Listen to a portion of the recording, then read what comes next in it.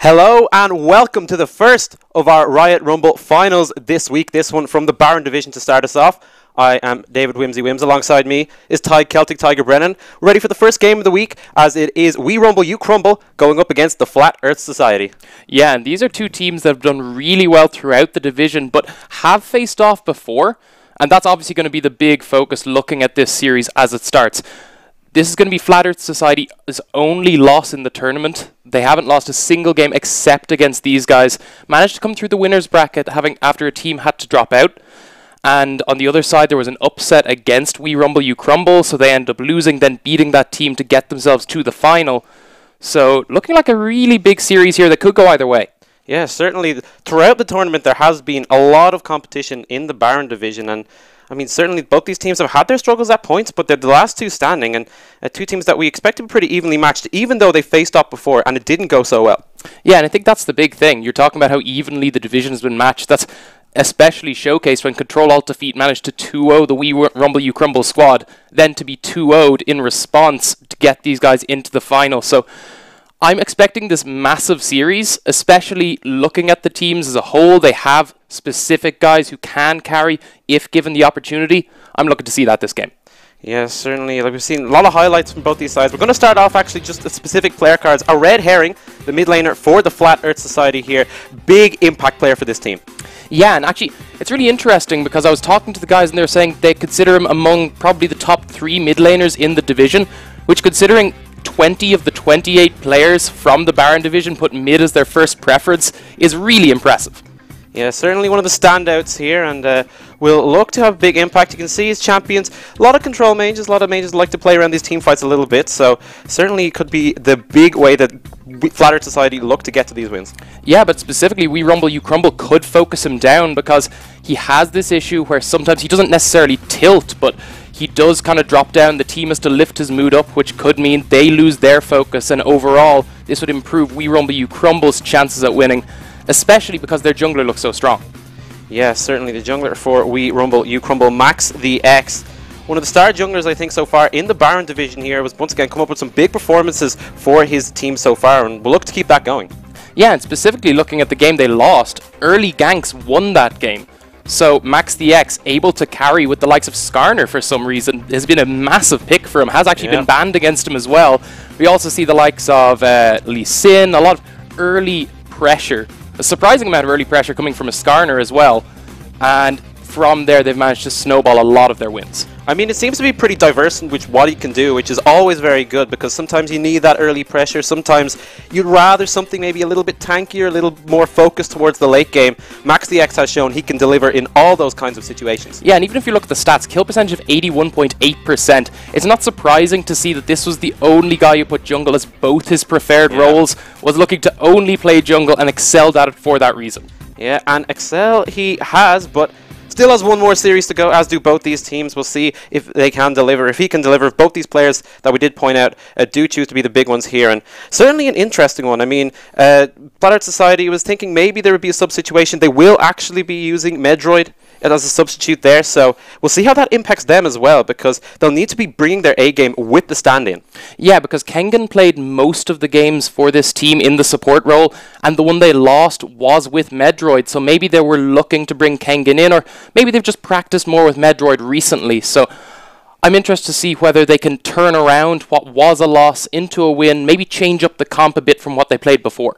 Yeah, they've had a bit of time since that loss against We Rumble You Crumble earlier in the tournament, so hopefully they've fixed it up a little bit, but certainly We Rumble You Crumble will be coming in pretty confidently with this one as we do hop into the pick and ban phase here. Tyg, what kind of bans are you expecting to start us off in this one? Well, one thing I'm expecting to start with is We Rumble You Crumble banning Gragas, or maybe even first picking the Gragas, because Boompy before the tournament was pretty much a Gragas one-trick, and we have seen it banned against him, and when not picked by that team, and he's done really, really well in it. Yeah, certainly. We'll see if they do choose to go with the priority there, or if they look to maybe switch up the strategy a little bit. We'll see what they do go for. Like you said, Gragas, always good to get that jungle priority as well, if you are thinking. I believe that might be a placeholder ban. I'm hearing it's Kled from production, which makes a bit more sense than the team I might.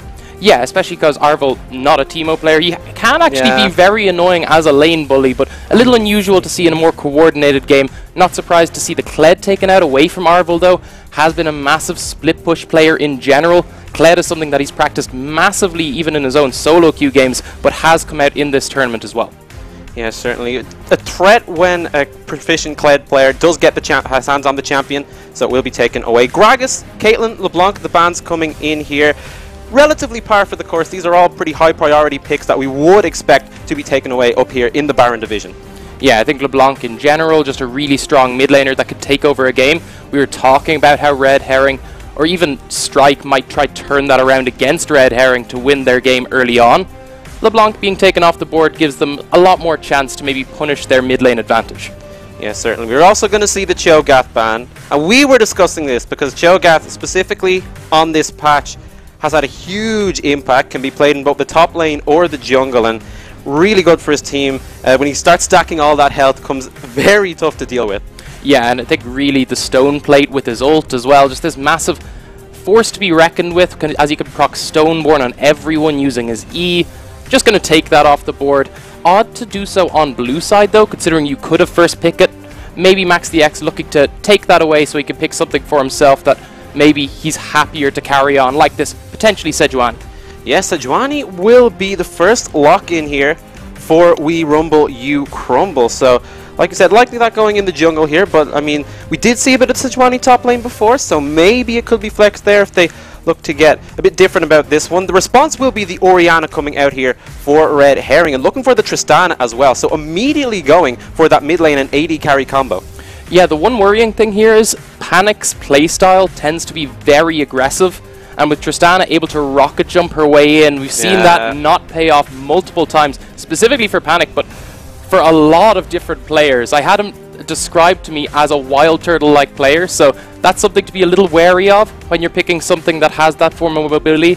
We'll see how this plays off as the game comes to fruition, though. Yeah, certainly. Hopefully it doesn't, you know, get a bit antsy, panic, hit the W button into the enemy team in any case. The response will be the Ahri from We Rumble, You Crumble here, so picking that one into the Orianna here. Strike must be happy with the match, but that's what he's going for this early in the draft. Yeah, and you can see the Ahri was what Strike won on last time. Not too surprised to see him pick that up again, knowing that this is something we won on before. Even that in the draft, just slightly boosting their morale, perhaps. Okay, and then it's going to be followed by the Ezreal pick, actually. An AD carry who has fallen out of the graces a little bit, was stronger early on in the season, but now not so much. But obviously, Jinko feeling confident on that into the Tristana here, and it looks as if the last pick here in this first phase will be the Maokai, yeah, for Flattered Society. Yeah, the top three jungle champions right now are that Sejuani, Maokai, and Cho'Gath. With one of them banned, not too surprised to see the other two picked up against each other.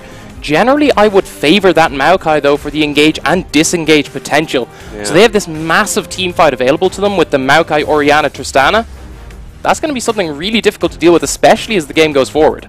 Yeah, if it does get to those later stages, that's certainly a potent core of champions that Flat Earth Society has already drafted. They're going to also ban the Karma away, so now we're focusing more towards the support roles because neither of the supports have been locked in just yet. Still waiting on what we're expecting to be both the supports, both the top laners, so the next few bans should be towards those roles. Yeah, we're looking at out of their 9 games, we've seen about 4 Karma picks from We Rumble, You Crumble. Not too surprised to see that banned away, knowing that the support is their next pick. And of course on red side, you have that first pick priority. You want to get the counter pick at the top lane, so make sure you lock in the best support you can on that first pick. Yeah, and certainly still a lot of supports available here. Darius is actually going to be banned away. That's something a little bit more focused than a lot of the other bans we've been seeing so far. The response, once again, Flat Earth Society actually going to take away the Thresh, another high priority support just in general, making sure that that is not on the board for We Rumble, You Crumble. Yeah, again, the Darius was something that Arvel specifically has done quite well on, just because you're able to pick it into any tank matchup and do extremely well. This opens the tank pool a little bit for Sharon in that top lane, especially if he was planning on sticking with that Sejuani, or if he wants to pick something even just a bit tankier for his team. Yeah, whatever he chooses to do. A few more options now. They're going to also ban the Gnar away. Gnar, something a little bit more regular there as opposed to the Darius here, but making sure that Arvel's not going to be able to get that. But they're hovering the Rakan now, and Rakan once again, one of those supports that has a lot of playmaking potential if they want to go for it. The Janna, a little bit less, so a bit more protected than anything, but when it gets to those later stages, really going to be able to help out that Tristana. Yeah, with the double shield as well from the Orianna, on top of the fact you have a Maokai CCing everyone, this is looking like a massive team fighting comp. I wouldn't be surprised to see Arvel go for his usual style, pick himself up a split pusher, leave that really strong 4-man combo while he goes off and tries to pressure elsewhere. Yeah, the reply will be that Tahm Kench though, so kind of peel support for peel support. Tahm Kench provides his own protection here. And it's going to be tough to get to that Tahm Kench and Ezreal, you know. I mean, two champions that are very good at getting away from danger here. So certainly Flat Earth Society might have their hands full if they want to get to that AD carry here. Still looking for that top lane. They are going to have to pick it blind, and it's looking like it might be the Renekton here for We Rumble You Crumble. Yeah, and I think that's a nice pick. Beats most of what Arvel wants to do in that top lane. Is a strong split pusher himself if he gets going. If not, can generally hold his own. I wouldn't be surprised for Arvel to pick something like the Camille he's picked before, or maybe something that does a little bit better in that matchup. Maybe even a tank if he wants to go join his team. It's a few options for him. I think I'd prefer to see him pick that split pusher so they don't have all their eggs in the teamfight basket, but it all is left to pick here. Yeah, sometimes, you know, if plan A fails, you kind of need that plan B just a little bit. We'll see if that's what Flat Earth Society go for, if they do go all in on that big team fight here. Renekton, always just a tricky customer in those early stages because he's got a lot of damage. He sustains very well as well. So certainly Flat Earth Society need to kind of adjust for that.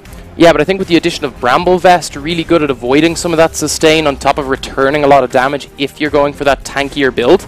I've seen it even take on the likes of Fiora in the top lane simply because she can't get nearly as much health back from her vitals as she did previously, plus it adds some armor. So I would expect to see that if he locks in this tank Galio, or I'd expect for him to go back to his other style of these split pushers. Yeah, just waiting on the lock in here so they can round out their comp. We'll see what they go for. Like I said, it's like still a lot of options they do, and I think it's just that's a sign of a good draft when you kind of have a lot of available options with that last pick, you know, or you can kind of just divert the strategies a little bit. You can choose to go one way, like I said, maybe just focus a bit on the split push while we have that good 4-man unit. That's an Evelyn. Okay, and that means he has gone for the tank top. Yeah, okay, so just throwing us a bit of a curveball there, but we'll be locking in the Evelyn there, looking like it's going to be the Maokai top. It's actually a placeholder, never mind. Camille will be the pick. You did call it earlier in the pick ban phase, so you get that one, but a bit more standard there. I was Well, Maokai top is still quite good. It does quite well, but he's a much stronger jungler in this kind of coordinated play.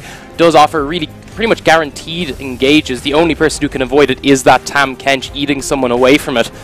But once that Twisted Advance lands, very difficult to get away from, and even still you have more and more CC to layer on top of that. So looking forward to those style of engages. Camille, of course, being able to follow up on that excellently along with everyone else, and I think that's why I like this split push style, because he's picked someone who could pressure really heavily when ahead, specifically in this Renekton matchup as well. On top of that, he's really good at quickly joining his team, can get a massive long hook into the team with his E. See if that plays a little later on, but of course have to get to that stage of the game, and I think that's the big name of the game for Flat Earth Society: scale up. Yeah, certainly that Camille last pick, very versatile in that case, like can join the big team fight that the rest of the team will be looking to have, or if needs be, just stay in the solo lane, 1v1 against the Renekton, whoever may come, and just try push in. And certainly if Arvel can get a nice advantage in that top lane, then it becomes immediately more threatening, because you have to play around this fed Camille that will constantly be looking to push in towards those towers, and just a lot of headaches for We Rumble You Crumble in that regard. Yeah, and of course you have the Triforce procs on towers, along with the Q doing this massive amount of split push pressure if you leave her alone for even seconds. Yeah, certainly. So a lot of big tasks for Sharon. I imagine that We Rumble You Crumble will be hoping to keep the Camille down in the early stages of the game, just so they give themselves that time. They don't have to think about it as much, if they can go with the rest of their strategy. And just looking at the rest of their team, I mean, talk about the team fight potential on the side of Flat Earth Society, but they have to make those team fights happen in the first place. Yeah, there is a bit of pick potential, though. They do have the Ari, of course, who can ult forward, and if that doesn't go well, Sejuani and Tamkench could quickly get them out of there if necessary. Also, a quick apology for the delay. We are on live due to an issue with one of the players' accounts from here. We're just going to have a little bit more of a delay than you might expect, but we'll hop into game as soon as possible. Yeah, just gives us a little bit more time to break down these teams, break down these comps a little bit, and I do like like I said, I like the draft from Flat Earth Society. It's kind of focused, but at the same time, it's not all in on one specific style, which is generally pretty good. On Rumble You Crumble, there's still a few positives for them, but there's certainly have to find a way to work around what Flat Earth Society are going to be trying to do. Well, that's the thing. We haven't talked too much about the We Rumble You Crumble comp yet. Sejuani, not excellent in these early ganks, which is how he snowballed, which is how Max the X snowballed the games previously. However, I'd say similar things about Skarner, yet he's made it work. Past that level 6, you have really good gank potential, especially looking towards this top lane. We're talking about that as our potential pivot lane of the game. If that Renekton starts to pull ahead, there's very little Camille can do in response. Yeah, definitely. It's going to be, like I said, tough for Flat Earth Society to just execute the strategy as cleanly as they like, and maybe as early as they'd like as well. They'll just have to hold out a little bit longer. And I mean, the rest of the comp that We Rumble You Crumble are bringing might be relying on the early pressure, but when it does come to those fights, if they have a substantial enough lead, the Ari will be doing a lot of damage, the Ezreal will be doing a lot of damage. Renekton always does quite a bit of damage in the mid game, so it's certainly a lot of wiggle room there. Yeah, and I think one of the nice things for this Flat Earth Society side as well is we were talking about Boompy previously being a Gragas one-trick. Maokai's playstyle extremely similar with that tanky style on top of everything. So we can see that play out potentially early, especially later on. Here we are loaded onto the Rift for the first game of this final in the Baron division. We Rumble You Crumble on the blue side coming up against the Flat Earth Society on the red side here. We'll see how these... Oh, they're going to immediately run into each other in the mid lane. All right, not an ARAM, guys, so you might want to spread out a little bit. But not going to go for any action too early in this game. Yeah, that's an old Blitzcrank strategy. If you wanted to avoid people going with the obvious invade, you go up the mid lane. Then when they try, go to the standard 5-man fan. You can hook one through the brush and pick them off. No Blitzcranks in this game. No even real heavy engage at the start. So, a little unusual. Yeah. Both teams decided it, though, so it doesn't pay off either way. Might have been, you know, those gentlemen's agreements. There's just a meet up in the mid lane to start off, just so you can see each other's starting items and stuff, which I'm not sure if that would really benefit at all, but they have kind of gone back to the standard stuff, you know, as you'd expect. So this is pretty regular here from both these teams. Nothing too untoward at level 1. Yeah, and I think we're just going to see very standard start. Specifically, these tank junglers want to start fairly easily. They want to just get their clear done and then maybe look for those level 3, level 4 ganks. I would have said level 4 had they either of them gone for that Raptor start, which both are actually quite good at doing due to their AoE. But opting for the simpler start, getting themselves the leash, will speed up that clear slightly. Just got to make sure you get those buffs, and they will be starting off on the bottom side of the map, both junglers here, and we'll see how that transitions into those early ganks. We keep talking about Max the X and the early pressure he has to have. Still scales quite well as the Sejuani, the Glacial Prison, big team fight ultimate, but in comparison to the Maokai, he's also not too bad himself in those later stages, so Max the X, if he can have this early impact, should be able to get one up over his opponent. I think that's the big thing for me. It's not like We Rumble You Crumble's comp scales bad, it's just the other side, Flat Earth Society, have this much more cohesive style and a much safer style. However, We Rumble You Crumble, even as the game scales forward, can still make plays using the Sejuani ultimate and the Ari pick potential, but a lot harder to execute on than the simple Jan appeal. Yeah, looked at that mid lane. Strike getting a nice early push there. Maybe not worried about the Maokai. The Ari was picked into this Orianna, so Strike certainly confident in this 1v1 matchup specifically. Yeah, having played the Ari into Red Herring before, is maybe looking to find those same weaknesses. We'll see if Red Herring has taken his time to learn the matchup against Strike and can come out on top. Yes, certainly. And whoever gets an advantage in this mid lane will have a big impact into those mid game, as mid laners generally tend to do. Oh, Max the X might be going on a bit of an adventure here. Will certainly find himself a tree as soon as he goes around the corner here. Boopy has to back off. This Sejuani wants to fight, and a lot of damage coming in pretty quickly onto the Maokai. Has the courage of the Colossus shield, but is going to get stunned up either way. And Strike trying to get over, just missing the charm, which could have spelled a lot of trouble there for Boopy, but We Rumble, You Crumble, taking control of this enemy red buff early on. Yeah, and Camille's actually been pushed in, so not in a position to respond, which means Sharon actually got there first. That's going to secure the red buff away from them. You were even saying at the start, want to make sure you secure those buffs early on. That's going to put Boompy behind early on, and that's the pressure we were talking about. Max DX, we said Sejuani not that great a ganker, managed to pull off early pressure regardless. Yeah, good call there by Max DX, and good response from his team to make sure that they had control of the situation the whole time. So early advantage here to We Rumble, You Crumble. We'll see how they turn that into advantages later on in the game. Right now we're seeing that Renekton push in on the top side as we kind of expected, but Arvel doing a decent job of just getting those early minions. Yeah, you can see actually Maokai is going to be that side of the map as well, so could go for a gank if necessary. Max DX hasn't had a chance to back either, so won't be in a position to counter gank. Could be the play to make, especially because Camille can follow up with CC so well. Yeah, and with Sharon pushed pretty far forward already, could be quite a nice bit of space there for Boompy to make that play happen, but we'll see if that's the call he does choose to make on that top side. With Max DX backed off, he has all the space to himself here if he doesn't want to go, but just going to throw a sapling down just in case and leave it alone for the moment. Rather go on his merry way as opposed to trying the crocodile in these early stages. I suppose it will be difficult for them to get much early damage down. Both top laners having gone for Doran's shield means they have a lot of safety, very low kill potential.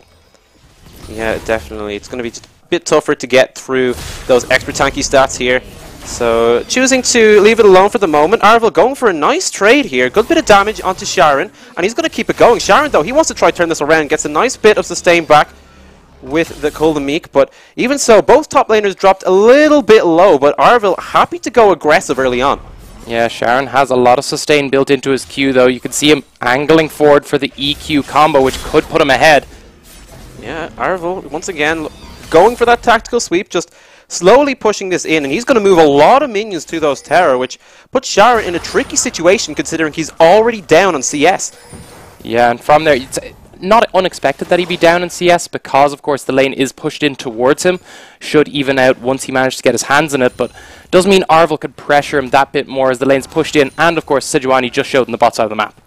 Yeah, Max DX was hoping he could sneak in from the river and maybe catch someone from the Flat Earth Society bot lane off guard there, but they were well aware of what's going on. They were able to back off, but Max DX back at his invading ways here, just trying to see what jungle camps he can get. They might have caught out Medroid here. Flash already forced out from this Janna is going to be followed up and devoured by Tebs G, and this is a lot of trouble here for the Flat Earth Society support. First blood going over to Jinko, and a great start for We Rumble, You Crumble. And just some unfortunate pathing for the Janna there, completely caught out by the roam back down from Max DX. Tam Kench as well with a really nice Q, slowing it down. From there, follows up with the stun from Sejuani. A lot of unavoidable CC once you get caught out.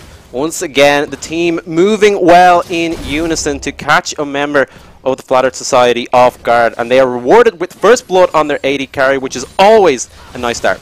Yeah, and you're seeing here we talked about the early pressure that has carried them through these games, and you can see it's not just that Max DX is making these plays, it's that the team is ready for him when he does so, and immediately follows up. We'll have a quick look at the replay here. You can see Janna actually went up toward, saw Max DX instead. Panic's able to jump over the wall, but just means he's completely left alone. The flash forward from Tebs G guarantees the kill. Yeah, Panic has the escape, but the Janna not so lucky there. Jinko going to get the kill for himself. Going back to the lane with the Tear of the Goddess and the Sheen as well.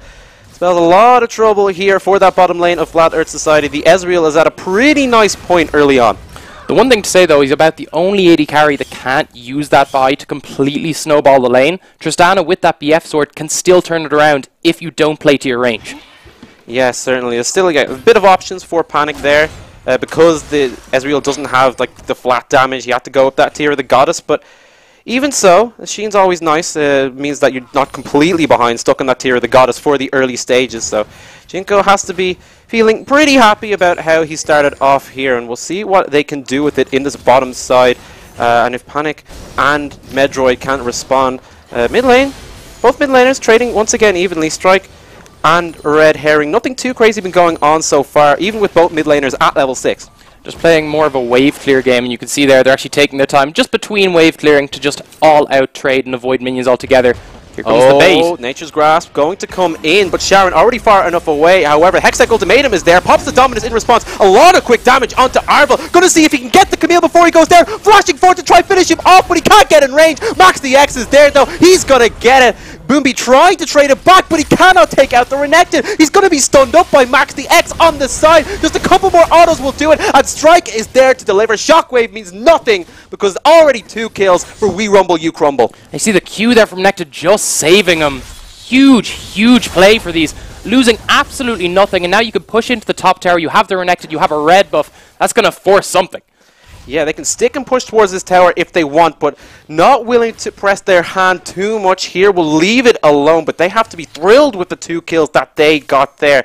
Really taking control in these early stages, over 2k gold ahead. And it's going to be another turn towards this red buff. Now it's going to be Arvel realizing what's up. Does respond. So they're not going to lose another buff, but they've already lost so much already. Okay, Arvel going to decide whether he wants to go for this, and he can't go in. No vision, would quickly be jumped on, has to back away. Cannot catch out Max the X with the tactical sweep, but has sent the Sejuani packing, so this time Boopy can get his red buff without any contest whatsoever. Bottom lane trades coming in. Jingo going to take a lot of damage from that explosive shot. Exhaust forced on the Tristana there. A little bit over eager from that Ezreal to take that trade. And this is what we were talking about. If you don't play to your range, if you don't play back, landing those Mystic shots, very quickly that Tristana can turn it around.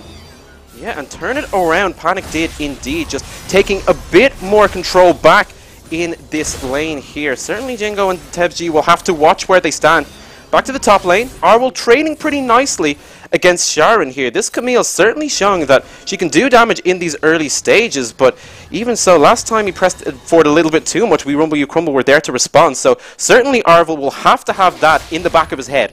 Medroid playing the medic there, just quickly healing everyone up using Janna's Monsoon.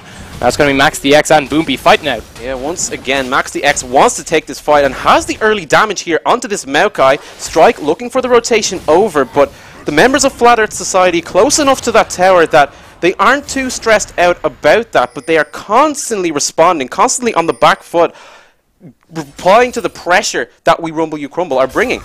Yeah, and again, it's just Max the X makes the play, but Strike is already only 2 steps behind him. He beats the rotation every time. Red Herring is never able to keep up with this Ahri, and it's the same in the top lane. Arvel struggling to keep up, and now it's going to be the play attempted bot lane. Here's another Nature's Grasp here, seeing who he can catch out with the kitty cats on the Maokai skin. They are going to lock up both members, focusing up TebG here, but they can't get close enough to get enough damage down on this Tahm Kench, so he's just going to waddle on away there, and once again, another Flat Earth Society play fails.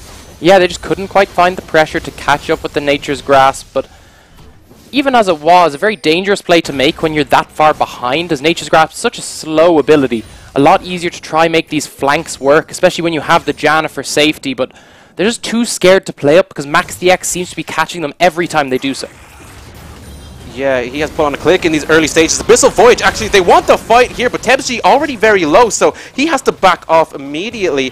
3v3, not exactly the man advantage that We Rumble, You Crumble could make work so close to that tower. Trying to be proactive, but this time Flat Earth Society just a bit too far back. Yeah, and I don't think they expected Boombi to be right on top of that Abyssal Voyage, so they quickly had to get themselves out of there or be locked down.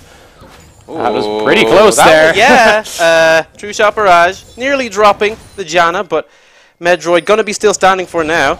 Max the X maybe wanting another fight. Teleport will come in as well, and it looks as if We Rumble, You Crumble are committing to this. They just need the crowd control. Locking up the Maokai yet again. In comes Strike, taking his second kill of the game, and the snowball just keeps on going.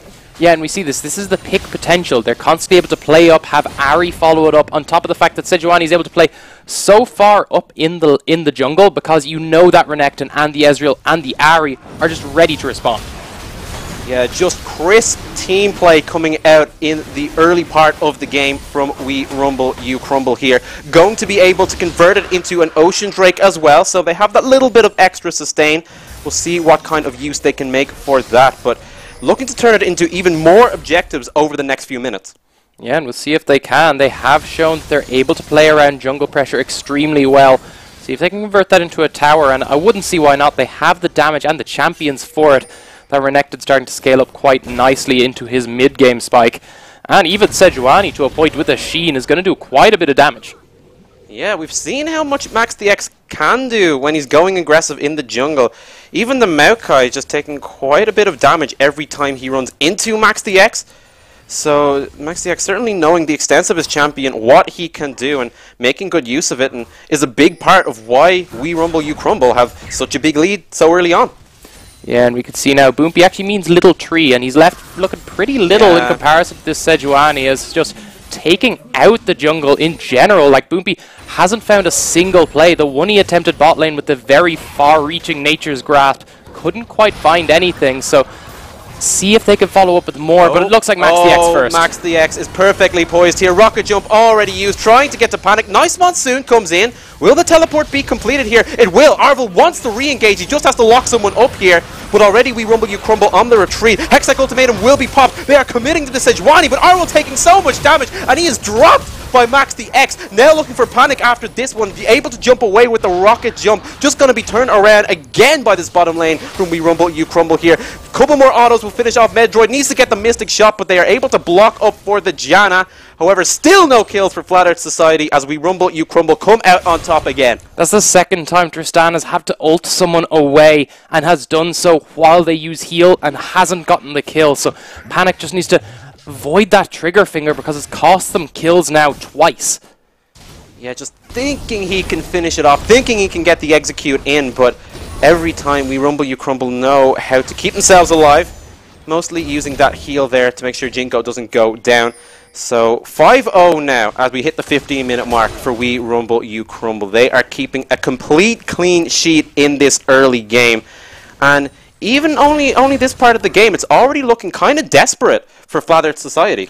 We talked about, though, the fact they have this scaling comp means they still have a chance to make their way back into this game, but as you said, right now it's looking difficult, but without a tower having gone down, they still definitely have their way back in. Yeah, certainly. If they can keep a hold of those structures for the next while, they should be able to just stem the bleeding enough that they can get to those later points, but it's still going to be a while. Panic only just finishing that Infinity Edge, so it's still a bit of a ways to go before he gets that 2-item spike that Tristan is good with. Camille has to still deal with this Renekton over the next 5 or 10 minutes. The Orianna as well. Might just want a bit more so that Shockwave has that damage impact in fights. So at this point, it's just has to be the defense coming out from Flat Earth Society, and a bit more of an efficient defense. Yeah, they've managed to mount it so far in the solo lanes at least, but now it looks like Red Herring is the one to be caught out here. They're lying in wait. They're going to pull the trigger. A Glacial Prison will not connect. Nice Shockwave. Hits all three, but they could just chase on right after the CC ends. Max the X taking his third kill of the game. And even when the ultimate is on point from Red Herring, there's nothing he can do. Still gives them the chance to scale up, though. Arvel actually going to use this time to take a blue buff as well. They didn't actually lose that much from that trade, and a lot was used in response. Yeah, We Rumble You Crumble committing to get the kill there. Not able to turn it into anything. Oh, okay. Max the X was nearly in the right position at the right time, but Arvel does make it away. However, Sharon might be perfectly poised to take out the Camille, who is fleeing. Able to get the slow, using the flash as well. So Arvel will make it to safety there with the blue buff, but he's going to give up pressure this top side, and Max the X is hanging around. Yeah, this should be the tower going down. Had to trade it for a blue buff, but actually going to stay. Yeah, I think he's going to quickly realize he can't engage this. That's even with Hextech Ultimatum, even with anything like that, it's going to be a tough task for Arvel to defend this tower at all. But he's actually staying in close proximity. Has the hook shot though, so he can cover quite a bit of ground in his escape. But he does watch the tower fall, and another big gold spike for We Rumble You Crumble. Yeah, and the Scissors loses another rock as the tower goes down for him. He's really struggling against these split pushes. In general, the team is struggling because they've just got this constant pressure. Max the X joining up with his team perfectly, and you could actually see forced to flash away because the procs were coming down for the stun. If that stun had landed, he would have definitely been dead before he even got to his tower. Yeah, certainly. Flat Earth Society still completely scoreless in all departments. And now losing that top tower as well means that We Rumble You Crumble can focus on other areas of the map as well. We'll see how they choose to adapt around this. Their bottom lane already has a nice bit of pressure. Yeah, and that was while I was thinking they're going to move towards this bot lane. You generally see this in reverse. You see the bot lane take the early tower and then move towards the top. We're probably going to see a pretty mirrored version of that. We're going to see probably another 4-man gank towards this bot lane, looking for that tower. Even so, we saw Panic get a nice bit of damage down once again, just in these 2v2 trades here. This Tristana certainly holding her own, even in this mid-game point where she is notoriously weak. Ezreal doesn't really have a way to respond. Playing the gambling game here by picking up the Infinity Edge, hoping she gets those heavy crit hits, does mean she can edge out really heavily in those trades. You can see even Tahm Kench taking huge amounts of damage. I mean, that's a crit right there. Jinko has to walk away from that one. Missing his ultimate as well, but MaxDX wants to fight. Nice buster shot to keep the members of We Rumble, You Crumble away. They were looking to pull the trigger on this bottom side of the map, but a nice heads-up play from the duo of Flat Earth Society. And this time saving his buster shot, avoiding kill pressure, just going to avoid getting killed this time. Probably the better call. Yeah, has been bitten a couple of times before, so pretty shy about committing to it this time around. Panic and Medroid playing the defensive game that Flat Earth Society might just need at this point. Still needs to wait before the Tristana can put out that damage. Even if in the 2v2 it's going pretty well, with the space that We Rumble You Crumble have, it's going to be a tough road. Yeah, and you see it's just actually still going fairly even in this top side. It's just the fact Maokai hasn't found his way in there, and MaxDX has on multiple occasions. And I think that's the sake for most of these lanes here. MaxDX just doesn't even have to gank, just has to pressure. 3-0 and 3 already. 100% kill participation here for the Sejuani. It is MaxDX leading the charge here for We Rumble, You Crumble. And we'll see if he can keep it up. The dragon has spawned, and it is an Infernal, so certainly something that both teams can pay quite a bit of attention to, especially We Rumble You Crumble, considering they're the ones in control of the map. Yeah, a good way to snowball. Pick yourselves up an early scaling dragon, a mountain, or an Infernal. The Abyssal Voids. They were waiting over the wall the whole time, and then they looked to turn it into the guy going for Boomty, who has the Nature's Grasp on the side to lock them up. Jinko just a little bit too far away, so they don't really have the damage to take out anybody on the side of Flat Earth Society. MaxDX actually jumping back in and going to take quite a bit of hurt on the way out there. It was a nice idea, but the execution just not there from We Rumble You Crumble. And a really good counter gank again on the Abyssal Voyage. Abyssal Voyage plays like that are really smart, using the Tahm Kench to your advantage aggressively. However, every time it's been called out and beaten out by Boombeat. Oh, Panic using the W to get on in. Maybe a couple too many members around. The teleport coming in bottom side, and now Panic is in a whole lot of trouble here. They're going to flash forward to try look up the Tristana. In comes Sharon, locks him up with the Renekton stun, and Tebs G's the one who walks away with the kill. Tristana going aggressive and getting punished. And we were talking about this as Panic's weakness. He does go in too aggressively. This time is punished for it. Yeah, and the rest of We Rumble You Crumble hoping they can stick to that bottom tower and try get another structure for themselves, but once again, Flat Earth Society members still hanging around that bottom side. However, they are still losing more and more every single time as We Rumble You Crumble can just turn to this Drake. And a really nice play around the map as well to send Ari towards that top side to stop Arvel taking the tower, because he's too low to commit to that. If you'd left him there, definitely would have been the tower. So again, just playing the map perfectly from We Rumble You Crumble's side. Yeah, they have given, like you keep saying, no kills, no towers, no objectives over to the Flat Earth Society yet. It has been watertight so far for We Rumble You Crumble here. Still Flat Earth Society looking to get anything in this game, but they have been denied at every turn. Now, it's not super surprising to hear a team called Flat Earth Society doesn't have great map awareness, but really massively struggling against the likes of We Rumble You Crumble, who just, as we've talked about before, just this massive control over the map and are moving around much, much smoother, especially as groups. That's one of the worst jokes I think I've ever heard you make. Ah, there's more to come. Ah, yes. But looking back at this one, oh, MaxDX might have another fight here. Onto Medroid. Tebsg is there as well, going to be able to lock up the Gianna with the Glacial Prison, and that is almost certainly good night. A nice Monsoon will slow the inevitable by the looks of things. Loststrike gets in range with that Spirit Rush. 8th kill of the game now for We Rumble You Crumble. And they're just continuing their pressure along the map. You can see Ari just has to start the walk up, and then Spirit Rush covers the rest of the distance, because there's so many slows coming out between Tebsg and MaxDX that there is really no escape. You can see from here, Ari's only starting the walk up now. MaxDX is literally just slowly walking at it, misses one, doesn't matter, could follow up with more, uses the Monsoon, uses the Flash, and still Strike's able to find himself a kill. Meanwhile, on the small screen, we just saw a solo kill go over to Sharon onto Arvel on that top side, so Still good things happening there, and they managed to get 2 more towers as well. We Rumble, you Crumble, just keeping the snowball going here. Now they have all the outer towers down, and suddenly that's a huge gold swing. 2 kills and 2 more towers. Yeah, and you can see the unfinished Triforce in that Camille, meaning the trading is really, really difficult, while the Black Cleaver had been finished in Renekton, using that trading advantage to continue the snowball top lane. Yeah, this is a really tough point for Arvel to deal with this Renekton whatsoever without any completed items. Just all these components in the inventory so close, but no cigar just yet. And as a result, Sharon knows exactly what he's doing. He's going to keep the push going on this top side as well, with the rest of his team firmly in control of the bottom side of the map.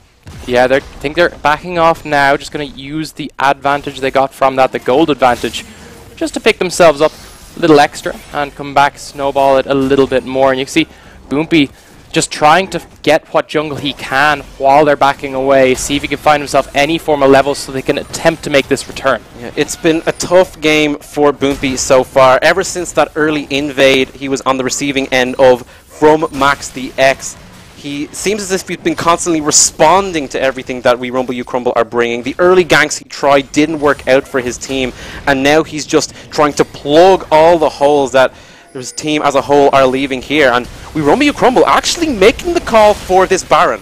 Yeah, they have a lot of percentage HP damage. You don't quite have the Blade of the Rune King finished on Ezreal yet, but it doesn't really matter because Max the X is able to tank this up near endlessly. On top of that, Tebs G can do similar things, and now Nature's Grasp forced out early before an engage can be made. Yeah, they're set up nicely for this Nature's Grasp, but I don't think there's any damage following. Strike just going ham on the backline, able to finish off Red Herring. Hextech Ultimatum is dropped, but Arvel has to make an escape there. There's nothing he can do, but in the pit is Boopy. Can he make the steal? He's going to be locked up. The Baron does go over to We Rumble You Crumble. It is secured by Max the X. They're able to secure the kill onto the Maokai as well. They are still giving over absolutely nothing to Flat Earth Society. Yeah, throwing it in there, making it close to a 50-50 smite, having a slight edge due to a level advantage of 1, was very dangerous, and it was a good play by Boompy, or it was a good decision even, because that was their avenue back into the game.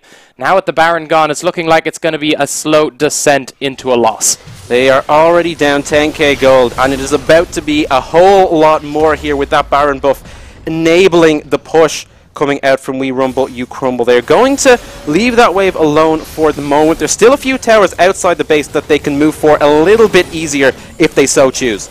Well, they can now leave Renekton in the split push, but let's have a quick look at what got them this Baron. You can see immediately starts trading with Red Herring. Lull Strike putting down the damage. They know this Baron started, they're trying to move towards it, and now he comes back around to try cancel out Boompy's engage. Now chunks out another member. Arvel now in half health. Sees Red Herring, goes for the Spirit Rush towards him. Nice attempt at jumping through there. Flashes well to avoid an engage by Arvel, but it doesn't even matter at that point. He's putting down the damage even when he misses spells. Yeah, Strike the one-man army in the backline there, and Boompy was hoping for maybe the Miracle Steal, but just was not to be there, and as a result he and his team have to watch even more of these towers fall. They can't even nearly contest it. They are just so far behind in stats. We Rumble You Crumble can do almost anything they want, and it would take a miracle play here. They might be looking for it with the Nature's Grasp, going to see if they can get roots onto a few members, able to lock up 3, but can't get close enough to turn it into anything, because they really run the risk of losing a team fight big time afterwards. You can see Orianna actually struggling to wave clear, which was their only real source of it. So now it's going to be the engage on the tower. Yeah, Max the X looking for that backline. The rest of his team focusing that tower in the meantime, and they will get it easy as you like. Max the X still looking to try catch him anyone. They jump onto Arvel, they drop him down. Shockwave only going to hit 1. The rest of Flat Earth Society have to make the retreat here. Boompy almost a sacrificial lamb, but they are able to get to Red Herring anyway. They will pick up the Maokai as well with a few more autos here. Jinko now on a killing spree. They are not giving over anything. Look at those health bars. They're so low, but no kills. Still completely perfect score for We Rumble You Crumble, and they can turn to these Nexus Towers if they want. There is only one member there to stop them. This might just be the game. Yeah, this is going to be the game now. They just quickly lock him up, quickly hit him with the damage, and that's going to be looking towards the end. That will be the first game over to We Rumble You Crumble. And what a way to start off the series. What a statement. Perfect game. No kills, no towers, no objectives to Flat Earth Society. Great start here for We Rumble You Crumble. And it's not like they didn't get any themselves either. They were on those dragons. They got the Baron as soon as it spawned using their advantage. They actually Abyssal Voyaged people in to take it as quick as possible. So huge, huge map plays by these guys. complete domination. It's going to have to be a massive turnaround if Flat Earth Society are planning to draw this series even. Yeah, and once again, Max DX, we touched on him before the game. Such a huge impact. He just completely ran the map from the first minute of the game. He was making those invades, getting aggressive, helping his team by setting up those ganks, and anytime Boopy tried to respond, there was nothing he could really do. And for a champion like Sejuani, who shouldn't have that early pressure, that's the massive thing. What happens when he picks something that does have that early pressure? What happens if he leans back towards the Lee Sin, the Skarner? Suddenly they're in even more trouble than they were. Yeah, they certainly will have to find our response here. We are going to cut to a break as we get ready for the second game of the series, so stick around.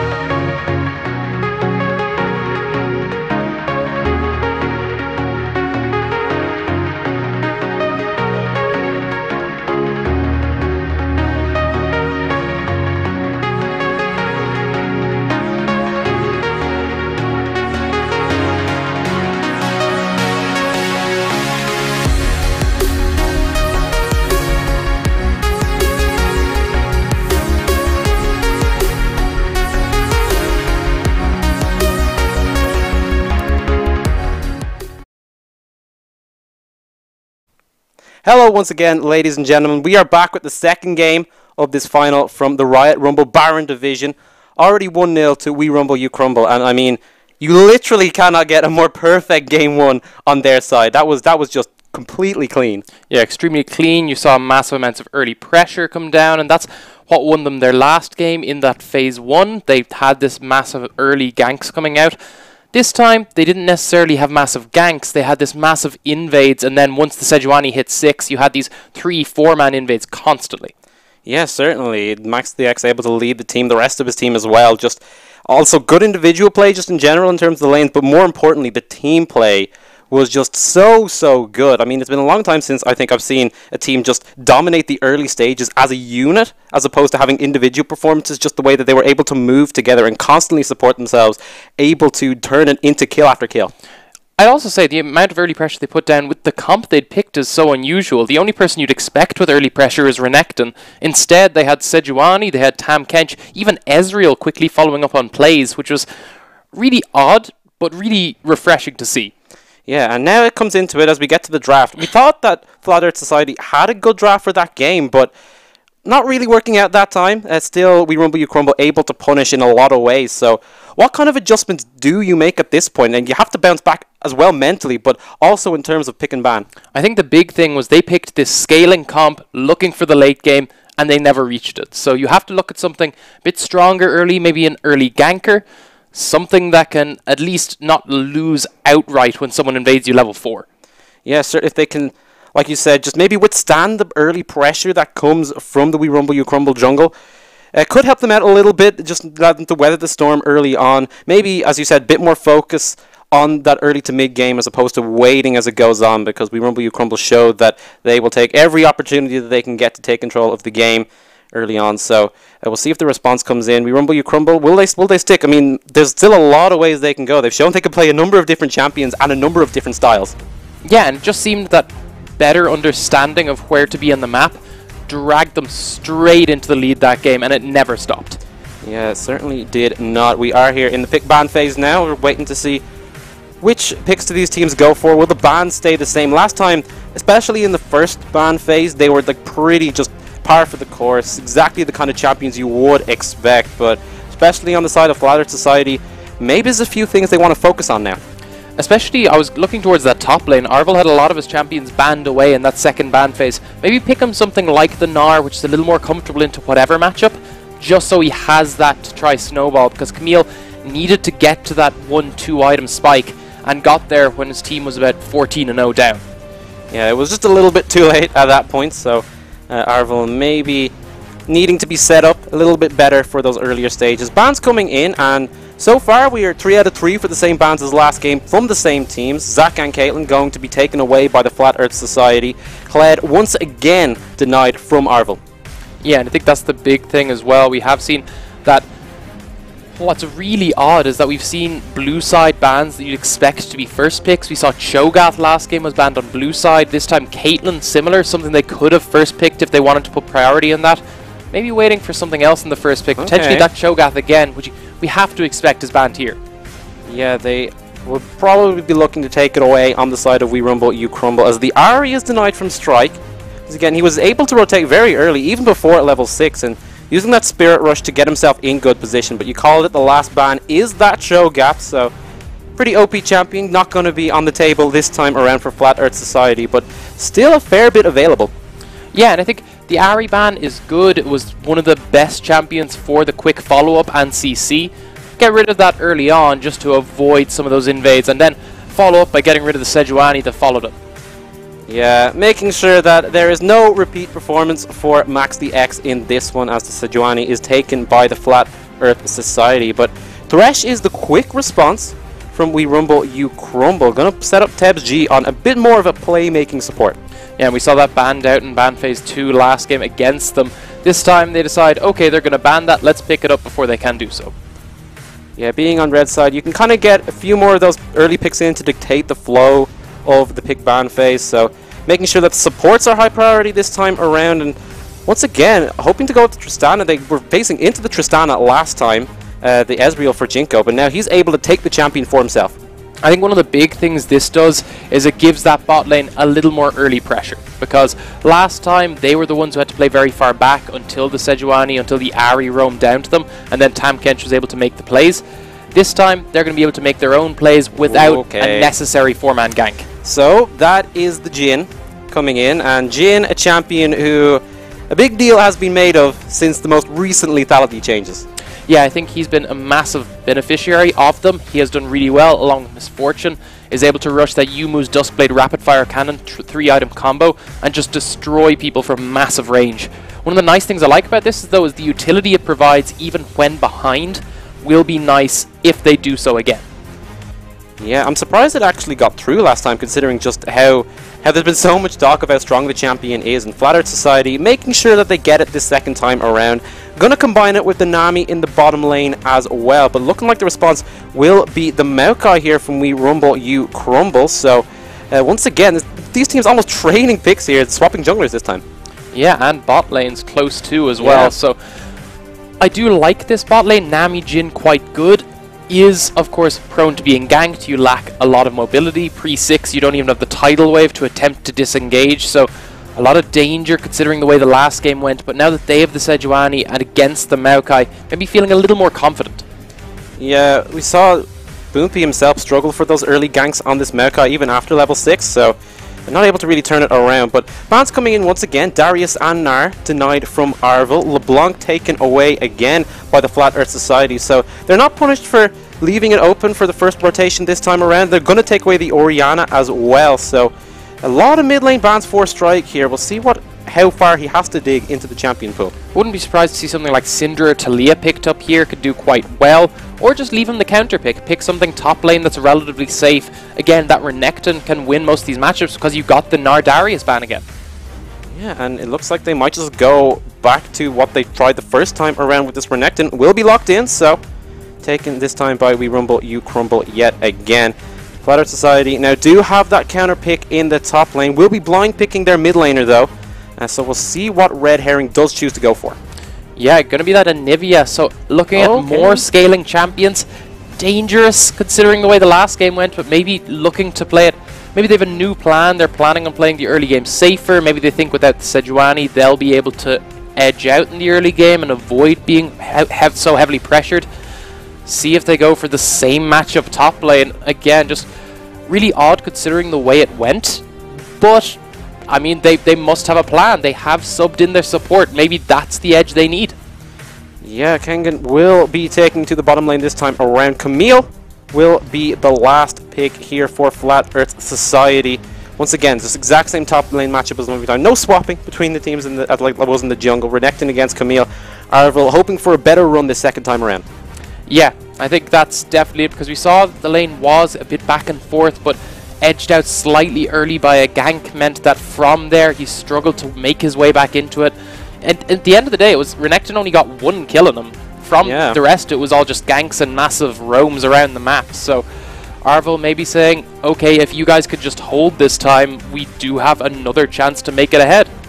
Yeah, certainly in that 1v1, Arvel showed that he could withstand the Renekton pressure, but I think just the team as a whole on the side of We Rumble You Crumble were able to crumble the Flat Earth Society. The last pick for them will be that Syndra in the mid lane into that Anivia. So Strike, once again, he gets the counter pick, and this is the thing he's going for. Interestingly, Anivia is often picked as a counter to Syndra because you have that egg, you have massive amounts of wave clear. However, Syndra can still win out using good Scatter the Weaks, get the stun down, cancels out all of Anivia's damage once you cancel out the ult, of course. And from there, you're able to follow up with a lot of damage of your own. Is a pretty good matchup for Red Herring though, so doubt he'll be too miffed. Biggest issue for them now is early snowball means Syndra one-shots you. Yeah, certainly, and if We Rumble You Crumble can bring the early pressure like they did last time, Strike will be set to snowball indeed. But Red Herring, in that series, the Orianna was always kind of behind in terms of the AP, but he was hitting some nice ultimates, so certainly signs of life from the Flat Earth Society mid laner. Had him pegged as the star player of this team, and maybe if he can get that safety on the Anivia, he can get a bit of AP in the back pocket.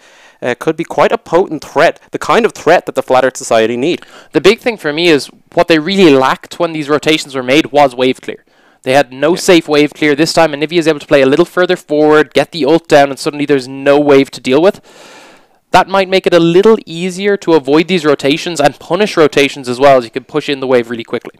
Also just means that if they do find themselves falling behind, it's a little bit easier for them to stall out the game, just kind of catch back up a little bit in terms of items, and then maybe make the miracle fight happen. If they do find themselves in as big of a hole, they now have maybe a bit more ways to deal with it with the comp they've drafted in this game too. But we said that last game, we still have the pick potential on the other side. This time even more so with the Thresh Syndra. So it's going to be a lot of avoidance necessary early game to avoid the exact same thing happening, because it's actually the We Rumble You Crumble side that plays more into the strategy they won with. Yeah, and with that pick potential also becomes a bit more of a mid-game spike as well, now that they have the Syndra to accompany the Renekton in the mid lane. Syndra a bit more poised to do more damage in that mid-game, you know, press or auto-kill, some people would say. So, but I mean, they saw they were able to do very well at that point in the game last time, and they've even more tools to do so if they do make the picks, like you said, if they do find themselves in those fights as well. The Maokai is a good team fighter. Last time struggled because he was so far behind, so the engages couldn't be followed up on. But if We Rumble You Crumble are the ones sitting ahead, we could see a much better setup here for Max DX. Now he has the Maokai. Yeah, and of course, on top of that, you have Tristan, who's a much better early tower taker for further snowballing potential. So a lot of things in favor of We Rumble You Crumble if you expect the game to go as it did last game. However, having played against that, Flat Earth Society should have some idea of how to avoid that. Avoid letting the early invades happen, get some early further wards down, even river wards to avoid some of them. However, last time there was very little vision established, so you saw Sejuani as soon as she arrived, or even try counter it, make your own invades work. Yeah, certainly. Now that Flat Earth Society know what they're up against almost, and know what We Rumble You Crumble are capable of, they can kind of change up the strategy a little bit, see what kind of response they can get. Like you said, they will be more prepared from this aggression for Max DX here. So maybe they have a plan in mind, like taking the Sejuani away might be the key, but Max DX can find things to work on the Maokai. It might just be back to just finding a way to work around it. One of the big worries for me, though, is that they think, okay, Sejuani can invade. That's what happened last game. But the reason that worked last game is because you had Renekton pushing in and you had Ahri pushing in. This time, you still have a Renekton. You still have a really good early wave clear champion in that Syndra, at least compared to Anivia before she gets her ultimate. So I think Maokai could still find those engages if he wants to, could still go for those invades. And that's got to be a big worry if they're not at least ready to respond.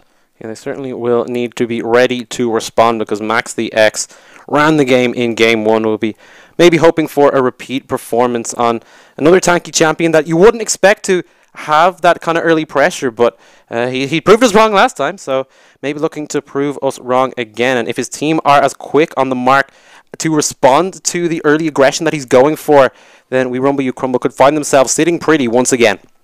Yeah, and I think we could see the team lineups there as we get ready to load onto this one. Here we are, Game 2 of this series. Flat Earth Society up against We Rumble You Crumble. Scoreboard a bit misleading. We Rumble You Crumble holding a 1-0 lead in the series after a dominant performance. Consolation prize. It's a consolation point. Yeah, that's what they're going for. But definitely, we'll see how they do choose to work with this one. Once again, both teams stacked up early. Not going to run into each other in the mid lane, as they did last time around. One of the things I'd like to note here is that Jhin has started to take Doran's ring. We've seen this a little more as the meta goes on, because Dancing Grenade does have a small AP ratio, and the mana regen means you can spam that for quick wave clear. Really nice into the kind of lane that Tristan is.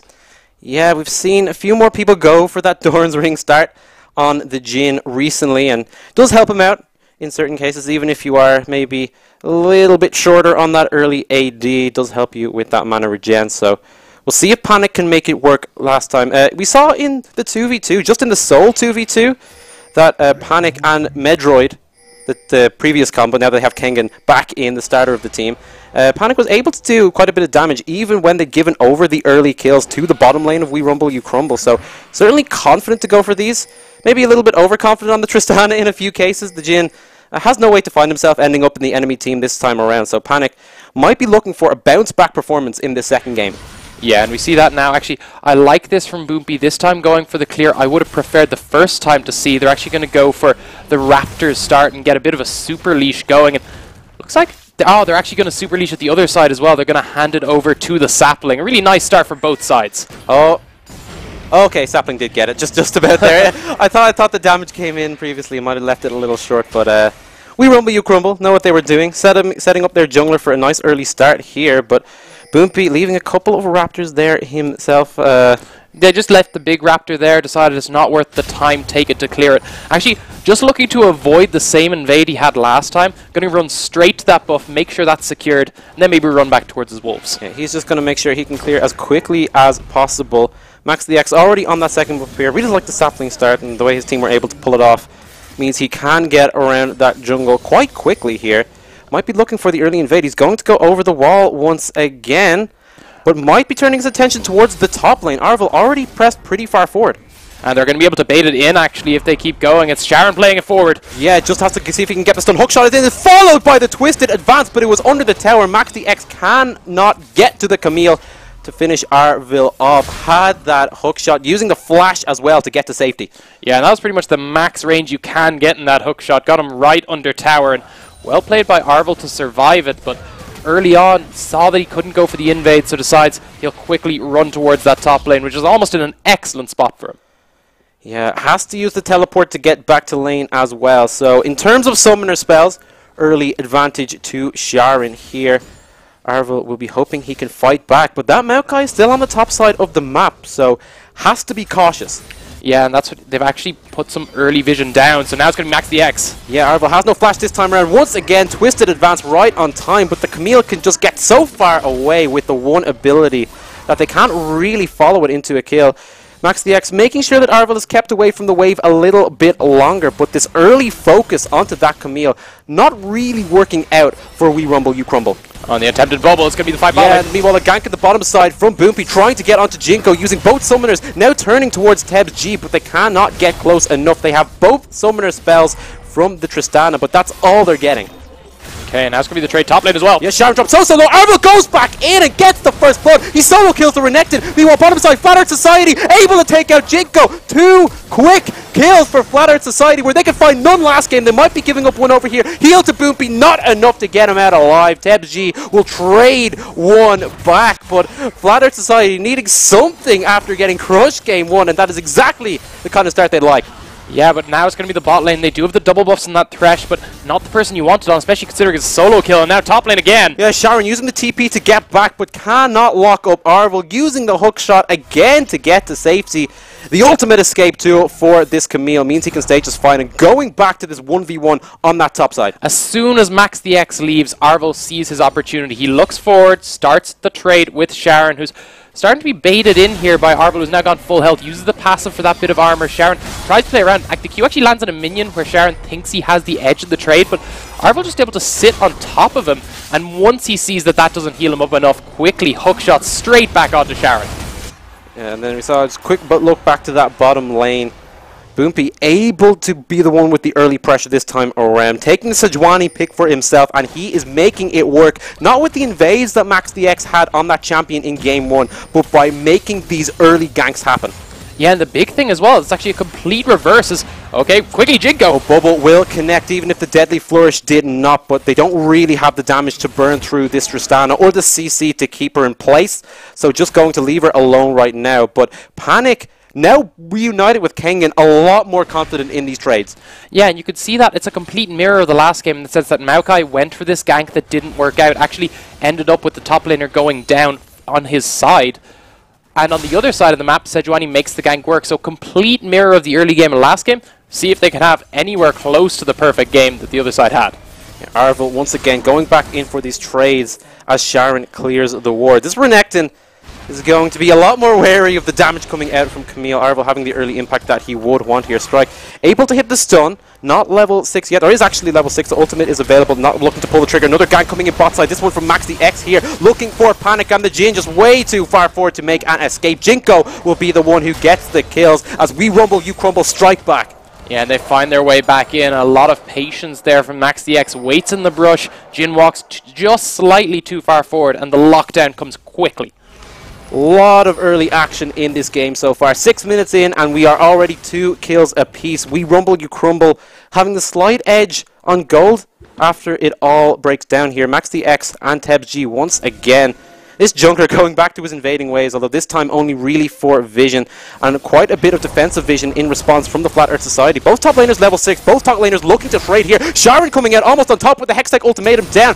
Darwinville has to try make his way away, has the flash to get himself to safety under the tower. Max DX being focused down with the Syndra ultimate comes on out. Strike picks that one up, looking for a second as the hook connects, and there is once again no escape for Panic. 2 more kills as We Rumble, You Crumble have reset themselves after those first 2 kills they gave up. And with only a tier on this Anivia yet to be stacked, they are struggling to find their way into fights. Syndra just much bigger impact there, just took out Boompy immediately, and from there the fight just fell apart.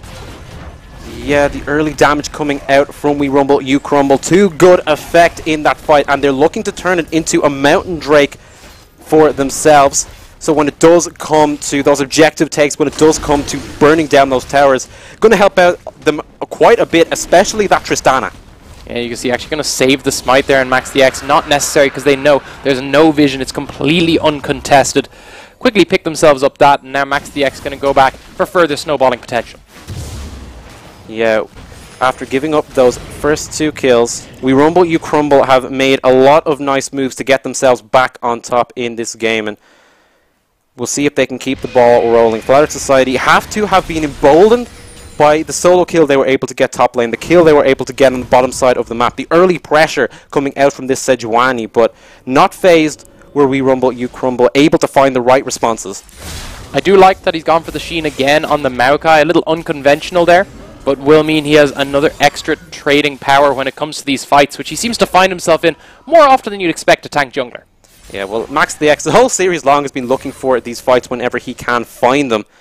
And in Game 1, they worked out to very good effect. Game 2 looking up as well for him, and we'll see if he can have the same impact on this Maokai now. But Boompy on the top side, going to see if they can get the stun in. Should be able to follow this up. Not able to get close enough. Dominus is used by Sharon as well to just make him a bit more difficult to take down. And Flat Earth Society going to back off from the gank top lane. Yeah, quickly realizing that the Hextech ultimatum at that point would have left them with a position under tower.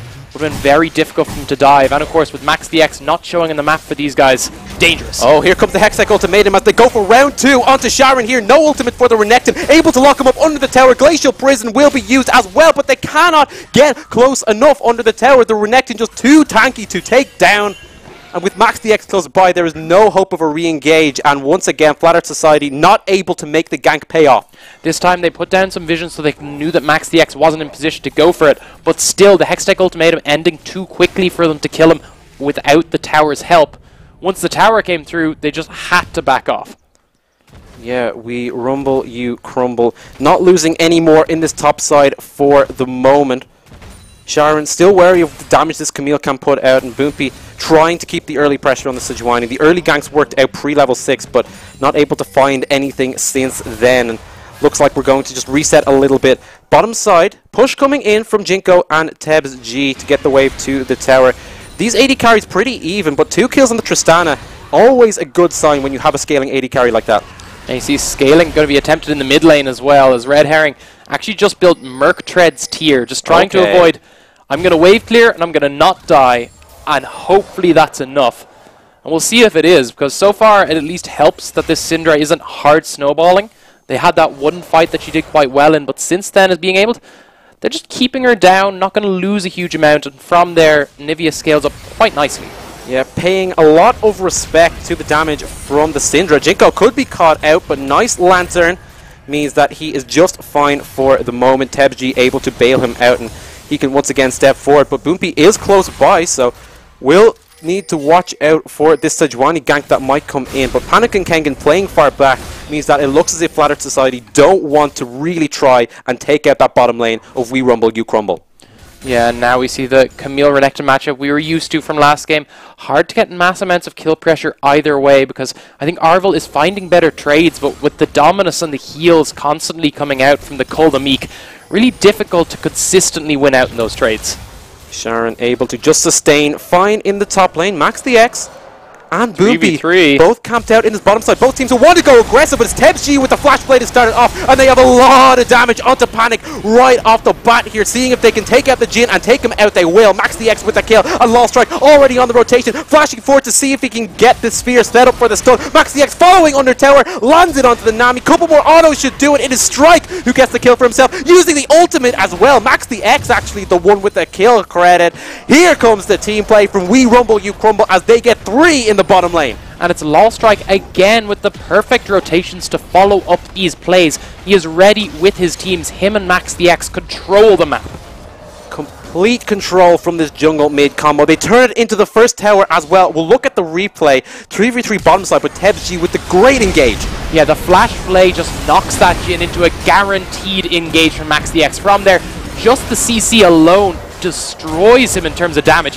Kengan now forced to flash immediately, Boompi the same, but it doesn't save him because there's a flash still available on the Maokai. More CC comes through, and the rest of the team quickly follows up. Yeah, that kill, the kill's coming in. Exactly what the doctor ordered for We Rumble You Crumble here, and able to extend that goal lead to about 3.5k in their favor. Yeah, it's going to be a doctor ordered anyway. This game is looking rough once more. We Rumble You Crumble just continue their dominating performance. This time had some early pressure come out for Flat Earth Society in their favor, and Arvel still actually doing quite well in his top matchup, but needs time to scale and isn't going to find it so far. Yeah, still has that solo kill to sit on, but a ways to go. Boompi going to respond to the aggression here, looking for the damage onto Lost Strike, but he's able to keep himself far enough away with the cleanse. Arvel could be in a great position onto the back line. He has the Hextech ultimatum. Tebji trying to save his teammate there, but they are able to drop the Syndra. They will lose Arvel in response, and now Flat Earth Society are outnumbered and running for their lives. The explosive charge is not enough to take out this Sejuani, so it ends up being a 1-for-1 trade in the topside jungle. And that was what I was talking about early on at Champ Select with Syndra versus Anivia. You saw Syndra was putting down this massive amount of ultimate damage, and suddenly it was just taken away with a good Scatter the Weak stunning her.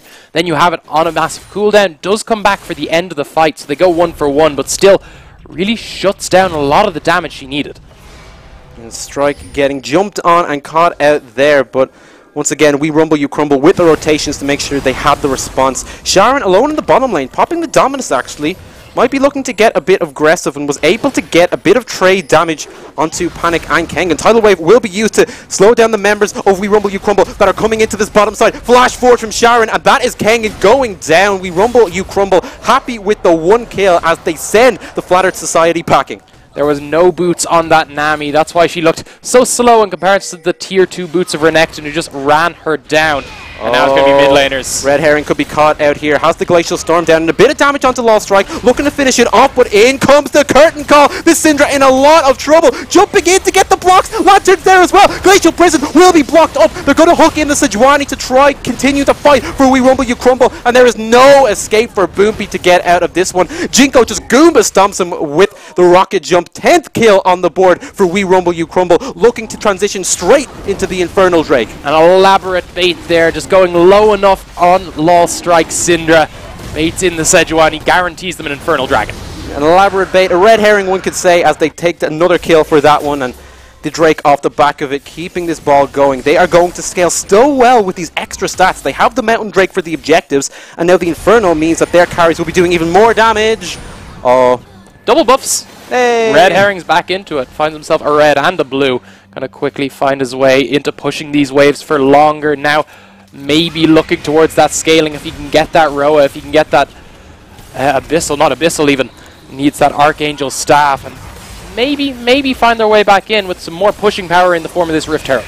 Yeah, Flat Earth Society all converging onto poor Harold there, and will be able to drop him pretty easily with no members of We Rumble You Crumble in the nearby vicinity, and they can maybe turn that into a tower. They can maybe turn that into a bit of standing goal in the pockets to claw back at this lead that We Rumble You Crumble has established.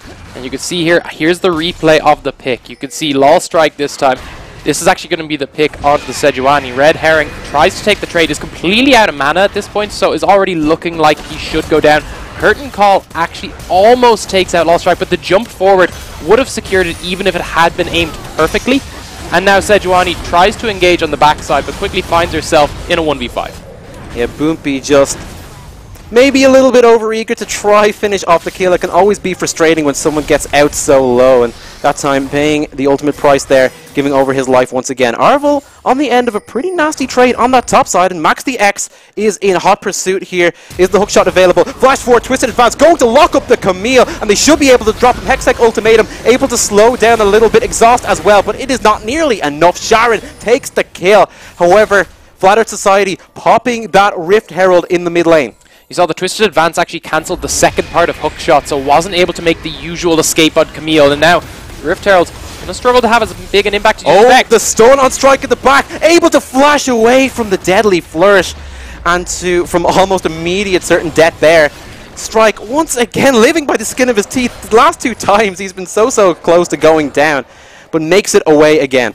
Yeah, just about scrapes it, and now 3-1-2, and that Syndra is still snowballing really well, especially when he doesn't go down, or when she doesn't go down, I suppose, Syndra. You have the Cleanse as well, is giving him a lot of safety in this matchup, because, of course, you're really reliant on landing that stun for the full combo of Red Herring's Anivia damage, and, of course, the follow-up CC with Deadly Flourish. All of that can be blocked out. Yeah, TebsG just making his way to the mid lane, hoping to maybe catch out an Anivia there, but Red Herring far enough away. Sharon taking quite a nasty trade here, but looking to keep it going because Max the X is once again in the top lane. Is there any escape for Arvel? Going to try jump on a wave, but nowhere to go, nowhere to run. Might be able to take out the Renekton though. Lot of damage onto Sharon, but he just about makes it through. Barely there. Once again for We Rumble, You Crumble. Yeah, just about making it through that trade. The Sheen procs just really well used by Arvel to almost turn it around, but not quite able to land himself a kill, and he gets 1v2'd up at the top lane once more. Yeah, the focus now coming in from We Rumble, You Crumble. Second time in a row, Max the X has gone there, and they convert it into the tower. Now looking to convert it into a pick here onto a Red Herring, trying to lock up this Anivia. Boompy is there to try bail his mid laner out, but all the CC coming through. No escape for Red Herring, can only just wait in egg form for his inevitable demise, but it's coming after quite a while. The damage isn't really there to drop the Anivia just yet. TebsG is able to finish off the kill, but they're looking to try re-engage onto Jinko on the back. Enough space for this Tristana though to live. Rocket jump over the wall, just in case. Trying to finish off Boompy there. Sejuani able to barely make it out there. Not close enough because they have to make it away from the Camille. And the curtain call coming as well onto Max the X. Locked up in that Hextech ultimatum there. Ripe for the picking, but they cannot get through the defenses of the Maokai. And Arvel completely alone. In a hectic fight, it is 2 more kills for We Rumble, You Crumble. An unkillable frontline in that Maokai just sits the whole curtain call through on top of the Hextech ultimatum, which does percentage HP damage. You wouldn't guess by the amount of damage he took. And that means they get more objectives, more kills. We Rumble, You Crumble still very much in the lead here. Once again, just the aggression coming out from this team has been very tough to punish here. We're going to start the pick off. A Red Herring was on the blue buff, and the call came in immediately from We Rumble, You Crumble. A failed wall as well to block off the Thresh, and a good Lantern hook combo means that's Red Herring almost immediately guaranteed to die. Boompy actually comes in at a really good time to almost save him. Does manage to delay it quite a bit because he's getting the stuns onto Jinko. Then the Buster Shot from there means that Jinko has that bit of safety on top of Maokai quickly turning around. Means that they're able to just about escape. Boompy just doing so himself with a good Q out, but just really difficult for them to continue forward here. And now just Maokai becomes this unkillable monster through all of Arvel and Jinko's damage, or even the Jin's damage, just attempting to do something, but just a huge amount of CC and just not taking damage in the Maokai means they just go down. Yeah, We Rumble, You Crumble, able to just stand behind Maokai. TebsG looking for the pick once again with the death sentence, not connecting onto Arvel that time around, but We Rumble, You Crumble looking for these picks, not stopping anytime soon. Hook gonna miss once again. Max the X popping the Nature's Grasp to try catch anyone out on the side of Flat Earth Society, but they are able to escape the scene of the crime pretty quickly there. We Rumble, You Crumble not able to catch out anything, but in perfect position for this Infernal Drake, which is spawning in 15 seconds. And this will make it a double Infernal plus a Mount, and a lovely Drake combo for someone who has an early advantage and wants to continue snowballing. This has to be contested from the side. If they lose this contest, it's going to be the Baron. Yeah, Boompy doing what he can in terms of getting as much vision control as possible, but immediately responded to by We Rumble, You Crumble as they take control of the area, send Max the X in with that blast cone. but not looking to take the Drake for the moment. Actually just going to pull it out a little bit before they turn towards it. Probably the smart move, not really risking the steal coming in. Will be secured. Second Infernal on the board for We Rumble, You Crumble. And now it looks as if the Flat Earth Society are once again in a lot of trouble. Yeah, now it's almost certainly going to be a look towards Baron if they could find a pick first. You can see they're going to hand over the blue buff to Syndra. Law Strike, probably the best chance of a pick here. Will be able to burst someone out very quickly. Has the damage to do so anyway. Oh, Sharon going to be locked up here, and they can damage this Renekton. Dominus will be popped. They need a little bit more CC to come in. Flash forced out there, so they are able to turn the Renekton, but where did Strike come from? He just drops Panic from the side, and now the re-engage from We Rumble, You Crumble, absolutely devastating the Flat Earth Society, able to take out Kengan, looking for Boompi on the back, and a red herring there as well. They will focus up the Sejuani and drop him. Jinko going to take the third kill there, and We Rumble, You Crumble, turning that one around perfectly. They could go for the Baron, but they don't need to. They could just run straight for this inhib tower. They have the Tristana, and this is what we talked about before. Massive amount of early push pressure. They're going to find it. Anivia has no mana, so no chance of clearing these waves. Red Herring just going back to base here. They have Arvel split pushing on the top side to try trade anything back here. Should be able to get the tower, but compared to what We Rumble, You Crumble took in the mid lane, that might be a bit, although Arvel might try to get a bit more out of this, just needs to find the right angle on the flank here, but 5 members may be too tough of a task for this Camille. Arvel going to go over the wall with the hookshot to try start this off, looking for the CC onto Sharon, who's dropped very low and shut down by Red Herring. Now seeing if they can get to Law Strike, who is also low himself, has to flash away. They just lock up the Tristana with the Hextech Ultimatum. No escape with a rocket jump, but they just turn the damage right back around onto the Camille, and Panic immediately chunked out by the Syndra, looking for the fourth shot, but cannot get close enough to Strike, who once again makes it out of barely any health. They cannot take this Syndra down, even when they try to get the flank in. Yeah, and just trying to juggle the aggro as best as possible. We Rumble, You Crumble, make an overstay into a play that works. Just about escape, make it a 1-for-1 in fact, because Arvel had to go in essentially suiciding in for that play, because he was always going to struggle for it. But look, here you see Sharon caught out. What I really like about this catch is, you see the curtain call come through, you see the Dominus popped. He waits for the ultimate to start from Red Herring before he flashes, or at least happens at a very unfortunate time.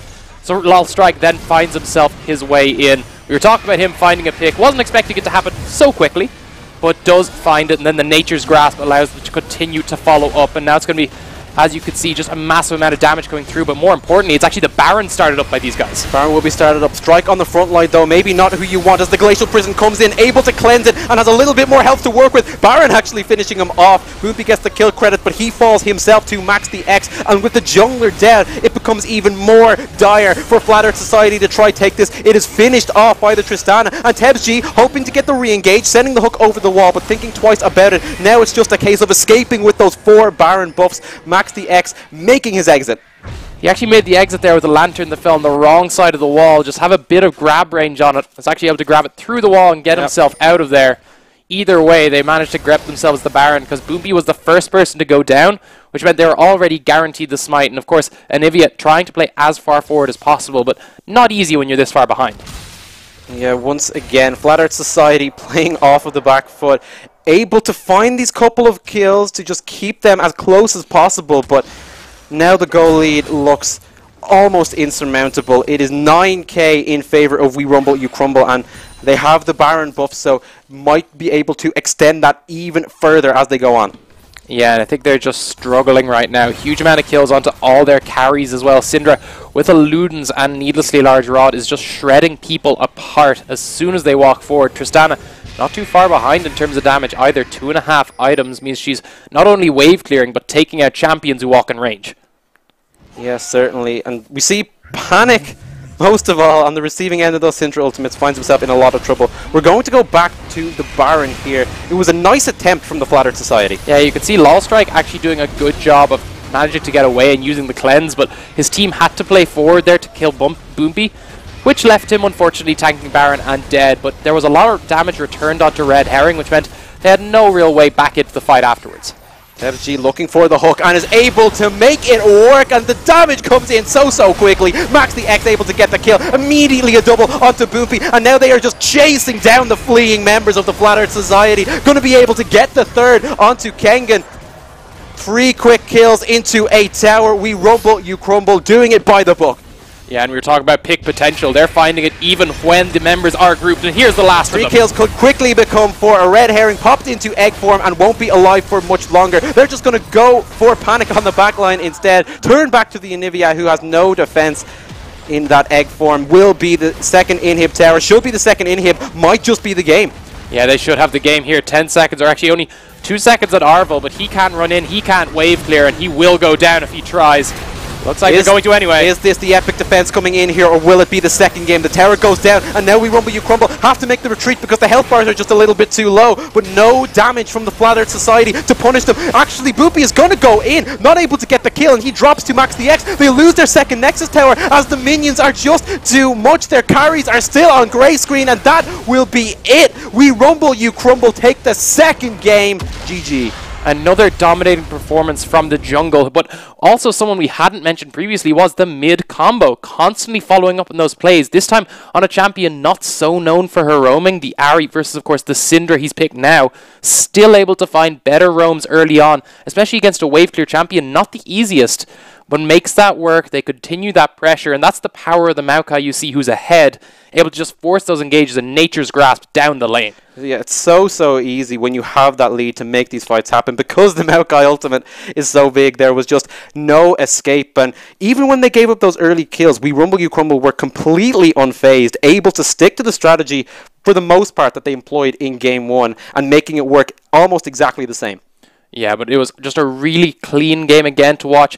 It was nice to see Flat Earth Society this time showing a few signs of life in that early game. Started to get those early kills, but just weren't able to maintain the momentum like we Rumble You Crumble were in Game 1. Once again, we are going to cut to another break as the teams get ready for the next game in this series. So stick around. We'll be back in just a few.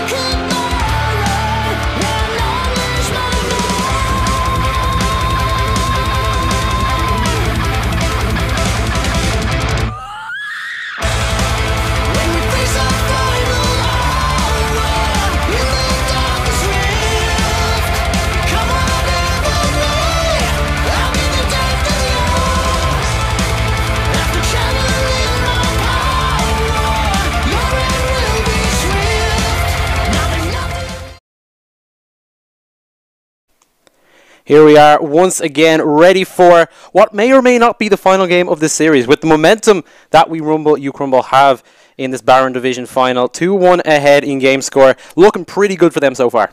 Yeah, it's been really difficult to stop them. Even when they had that slight early loss, early disadvantage, both top and bot lane, just immediately turned around with some good ganks from Max DX, some good follow-up from LOL Strike, and quickly lanes were back on track, everyone was winning, and the map pressure was put straight back down. And one of the things I'd like to talk about as to why they consistently win is even when they were going for those invades, you actually noted it when they were walking in, they weren't necessarily looking for aggression, they were just looking for deep vision. So there was no way back into the game because they always knew where Boompy was. They're constantly looking to be the proactive team in that game. Even when they were behind, though, they had exactly kind of the responses that they needed, and as a result, Flat Earth Society able to come back a little bit stronger in that game, but it's still looking pretty dire for them. They'll need to make more adjustments. Yeah, definitely. I think one of the things I was looking at was this Camille as well. There have been so many bans targeted towards the top side in ban phase 2, specifically the Darius and Gnar have been in both games, their ban phase 2. Try pick maybe Gnar. I think Darius is a little too dangerous to blind pick early on, because clearly what they're doing is we want to pick Renekton, ban these two guys we don't want to play Renekton into, and we can at least go even, if not win the lanes.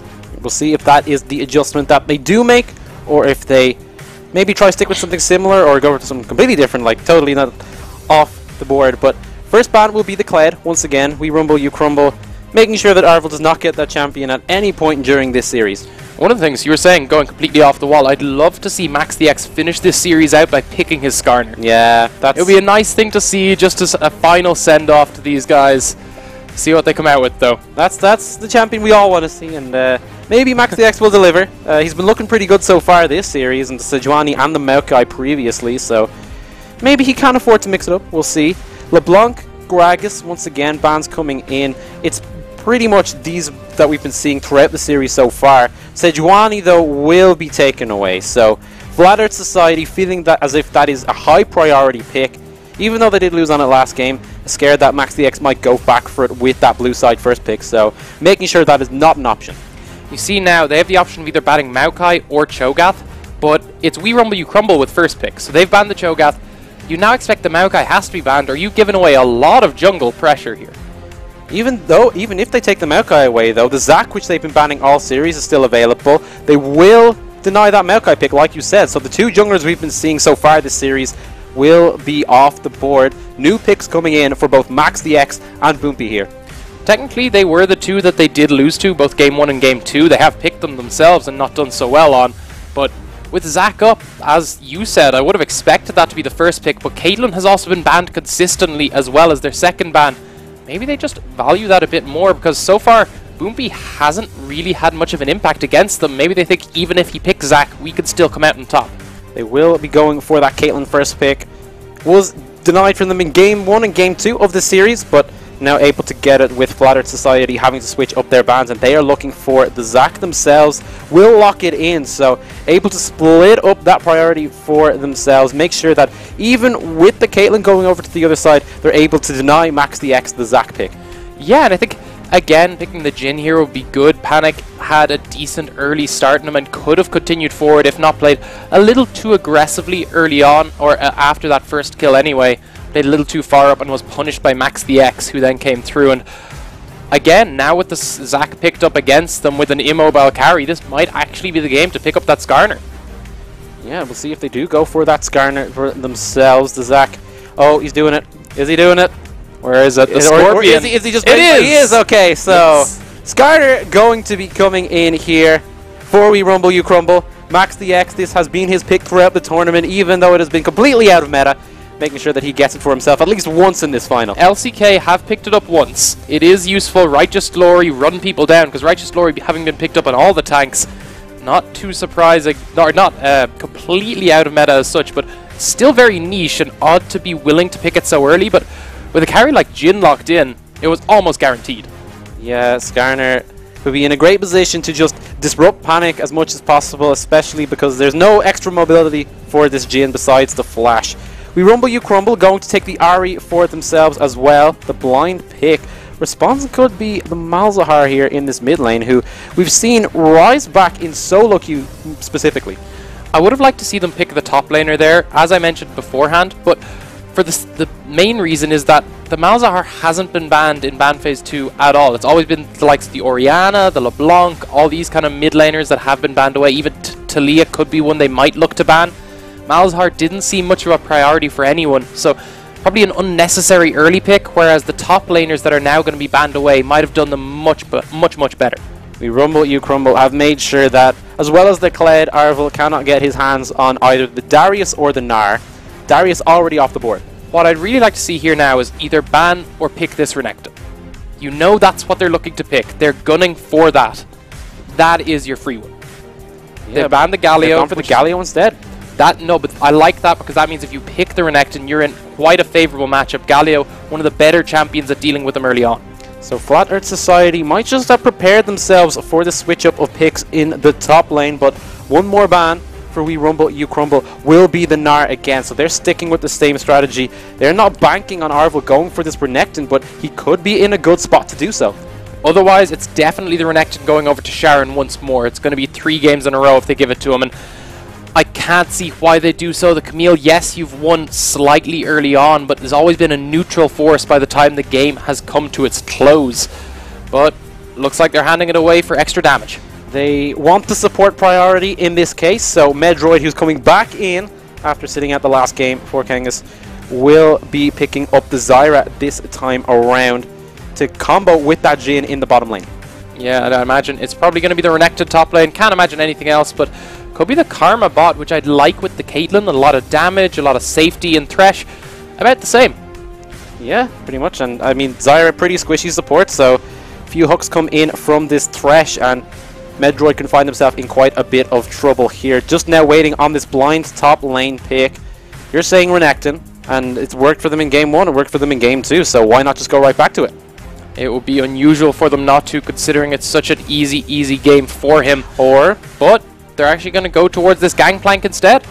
Okay, so Sharon, he's also going to switch up the pick this time around as well as Max the X and get his hands on that Gangplank. We'll see how that works out. Obviously a lot different to the Renekton. Gangplank waiting to just get to those later stages of the game before he has as much of an impact. Speaking of later stages, that is a okay, so we have gone...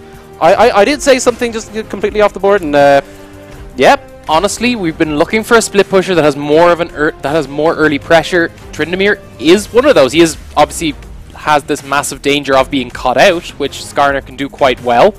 However, by the time both people are level 6, he could survive through the ultimate, return a lot of damage. I think this pick could work for them if they can get that snowballing. And I mean, we've been waiting for a lot of the snowball to come through all series. I at least have to commend them for picking something that has a lot more early lockdown and pressure, both the split push and the 4-man unit. And they're also going into the Gangplank as well, who is not really going to threaten you in terms of damage early on like the Renekton did last time, so maybe Flat Earth Society banking on that a little bit should lead to an interesting 1v1 anyway, and one that we really don't often see. I think the big thing here as well is the fact they have a carry who is completely counters that Malzahar. So if they're stuck in lane versus that, or if the Renekton wanted to make these engages, he was always going to be at the danger of a quick turnaround with the Malzahar ultimate. Now with the Nether Grasp able to be cleansed so easily, they might just be a little bit more wary in their engages. Yeah, both these teams coming out with those big suppression ultimates, the Skarner and the Malzahar there, hoping to lock down key members of the backline on the opposing teams. We'll see how well they use that to their effect. We Rumble, You Crumble. Interesting comp coming out once again. A lot of pick potential on their side, and they can make it work, but we'll see how they do. They have, like the Gangplank can also help out on the opposite sides of the map if he does find himself in those side lanes, so certainly they can catch members of Flat Earth Society out, also from a bit of a distance as well. I think that's the big thing. You have this massive engage potential with Ari Skarner, and you have Gangplank who could slow down any form of disengage attempting to escape them. So overall, huge amounts of pressures are going to come out by level 6. They're going to have to counter that in the lanes, because I think that's really what they've picked here. A team that wins out in these lanes has massive amounts of damage in every single one, and another champion in the jungle that can CC them to just force them into that. Yes, certainly. The Zaka pick that we've seen quite a bit of in the last few patches has been at the top of the pecking order in terms of junglers so far. Faces a bit more challenges now on 7.14, but still certainly a strong pick coming in here. And maybe, like I said, a lot of CC, so maybe if they can combo that nicely with the Zyra coming in as well and keep Panic at a safe enough distance, could work out nicely for the Flat Earth Society. And if you lock anyone up long enough for Tryndamere to start a few autos, you could see a few lucky crits turn that lane very quickly. Yeah, Gangplank not going to be a champion who could survive for very long against that if he managed to get the engages, but early on at the very least Sharon going to be able to play very far back. But I do really think this is a game where Flat Earth Society has early advantage in the lane. They should be trying to make this work as early as possible. And early advantage has been mostly what the Flat Earth Society have been struggling with throughout the series so far. We Rumble, You Crumble have been the ones generally in control in the first 10 to 15 minutes of the game. Their jungler leading the charge consistently has made it very tough for Flat Earth Society to really fight back. So Max DX now on the Skarner. I mean, you played Sejuani and Maokai in the first two series of the game and still had quite a nice impact when you wouldn't expect those champions to. So might be expecting something similar out from the Skarner, but maybe in a different manner. I think one of the things I'll be looking at is this Caitlyn, because it was banned away every series so far and now was first picked over the Zac. So clearly a lot of priority put there, and we were saying that yes, Jhin and Zyra edge out in that lane in terms of damage, but Caitlyn and Thresh still very difficult to deal with when you get hooked in on top of a trap onto the Flay. Huge amount of quick damage can come out there as well if someone gets caught up. Yeah, Caitlyn, notoriously tricky to deal with in the early game, and even with those recent nerfs coming into her scaling attack speed, it's still pretty tough to deal with a champion with such a high auto attack range, and those headshots coming in if the trap or the net does connect. So Jhin and Zyra going to have to be wary, because that's not a lane that can get out of danger all too well. Panic and the return of Medroid in the bottom lane will certainly need to be on their toes. I think it's not really a team that's looking to scale either. Caitlyn won't be hurt too much by that nerf because the game will likely end before it does the massive amount of damage it did to her late game. Yeah, definitely indeed. See what they can do in terms of that. We Rumble, You Crumble have looked so good in the first two games of this series. Even if they came in from the losers bracket, meaning they were already 1-0 down, they have shown that that means almost nothing. 2-0 ahead and looking to make it into a 3-1 series here as we are onto the Rift. We Rumble, You Crumble, hoping to close this one out. Is there anything left in the tank for the Flat Earth Society? And something we didn't touch on last game was the Flat Earth Society did manage to get a win because they came through the winners bracket, which is why they do have that one win. Wasn't necessarily a consolation point, but at this point, looking at the series, it might need to be. It may just be indeed. We Rumble, You Crumble, grouping up, looking for that 5-man invade. The ward there with the glasses and the mustache going to be able to see them. Flash hook. And Medroid able to back off there. TebsG not looking to go too far forward. He actually takes the grasping roots for himself, but it's just a mission to get Skarner his nice shrines early on, so that might help out Max DX a little bit if he looks to go too early, very aggressive very early on. Might just be a bit too early though. Yeah, they're going to be able to recap that. It actually just gives them a nice 15 gold advantage for everyone, and now 8 gold to everyone. It's the same as managed to get an early trade off on someone who took Spell Thieves. Just a nice little bit of an edge in terms of early gold. Yeah, you can say GG when you're that far ahead and go at those early stages. Potentially, just a little bit of BM, but like you said, going to be able to recap the point here, and we'll be starting off on the bottom side of the map. Are both junglers here. We're not seeing the Raptors start from either side. Yeah, you could potentially do it in Skarner, but again, you just want to quickly get through your clear, and this is going to speed it up a good bit. Odd, though, that Zac wouldn't go for it, considering he's generally better off taking the Raptors, as he can come out in full health. Yeah, it turns out Boompy is going to stick with that bottom side start this time around. Might be looking for an impact in the top lane. He does have that Tryndamere here, and if he can get Arvel in a good spot early on, that could spell quite a bit of success for Flat Earth Society. Yeah, you can see Arvel as well, just going to be able to get some crits off, but Sharon going to be able to play to his range and stick away. The passive as well from Sharon's Gangplank, those fire does a lot of damage early on, so have to be a little careful about taking extended trades. Yeah, Arvel does have a little bit of sustain in the form of that Q, but even so, want to be wary of the damage this Gangplank can do. Make sure you don't get a little bit too over-aggressive. Does have the Doran's shield as well, so if needs be, there is the bit of extra sustain. Yeah, there is actually a ghost on that Tryndamere as well, which means that he's at even greater danger of being caught out by the likes of Skarner, so just be very wary as he doesn't have that ability to just flash out of danger. Yeah, Arvo might just need to be a little bit more aware of where MaxDX is when he hits that level 6 point. Fighting over the point there on that top side of the map, but MaxDX can stay around that area. Arvo has to go back to the top lane at some point, or he'll miss a bunch of minions, so he does make his return. MaxDX able to just clear up all of these shrines as quickly as he can, and see how that helps him out around the map. He actually immediately waits and then caps that point that Arvel had just picked up for himself, and now uses that to an attempt an invade, but won't find any camps for himself. Gives Zach a bit of an early advantage in terms of levels. Yeah, we're seeing nice CC combinations coming out from Panic and Medroid in this bottom lane. Zyra able to land these grasping moves. Oh, flash forward looking for the charm, but it just about misses from Strike. So close. MaxDX though looking for the gank on the top side, trying to see if he can stun up Arvel here, but he is able to spin away to that tower. Not too stressed out about that one. Yeah, the big thing there in that mid lane, he was looking for the E flash, so the charm they wouldn't have time to respond to the charm. Just messed it up though, so the E went first, so there wasn't the range. The Strike, small mechanical misplay means he is down both his summoner spells now, and maybe regretting that if Boompy looks to make a gank happen in this mid lane here. Sharon and Arvel once again trading it out on that top side. Arvel, if he can pick up this CS under tower, should find himself with a minor lead in these early stages. Actually quite a decent lead in terms of CS. Gangplank, having spent most of his time attempting to trade with Tryndamere, makes it a little harder for him to straight up fight in terms of CS as well. Because of course most of those Qs have been going into poking out Arvel, which isn't necessarily working, as that Q is coming in quite handy. MaxDX might have found himself Red Herring, but the Voidlings escorting their master to safety. Red Herring able to get back to that mid lane just fine. And Boopy was close by if he did need to intervene there. MaxDX though, once again, playing a lot around this river, just getting in the face of Shower though, very far forward here, forced to pop the oranges, and the flash there. Arvel using the ghost to get onto that gangplank. Flat trade of summoners. Yeah, now it's going to be the TP in from Sharon, so that'll be a nice advantage picked up for Arvel here. He's going to be able to back and probably get the free back, not need to use his TP.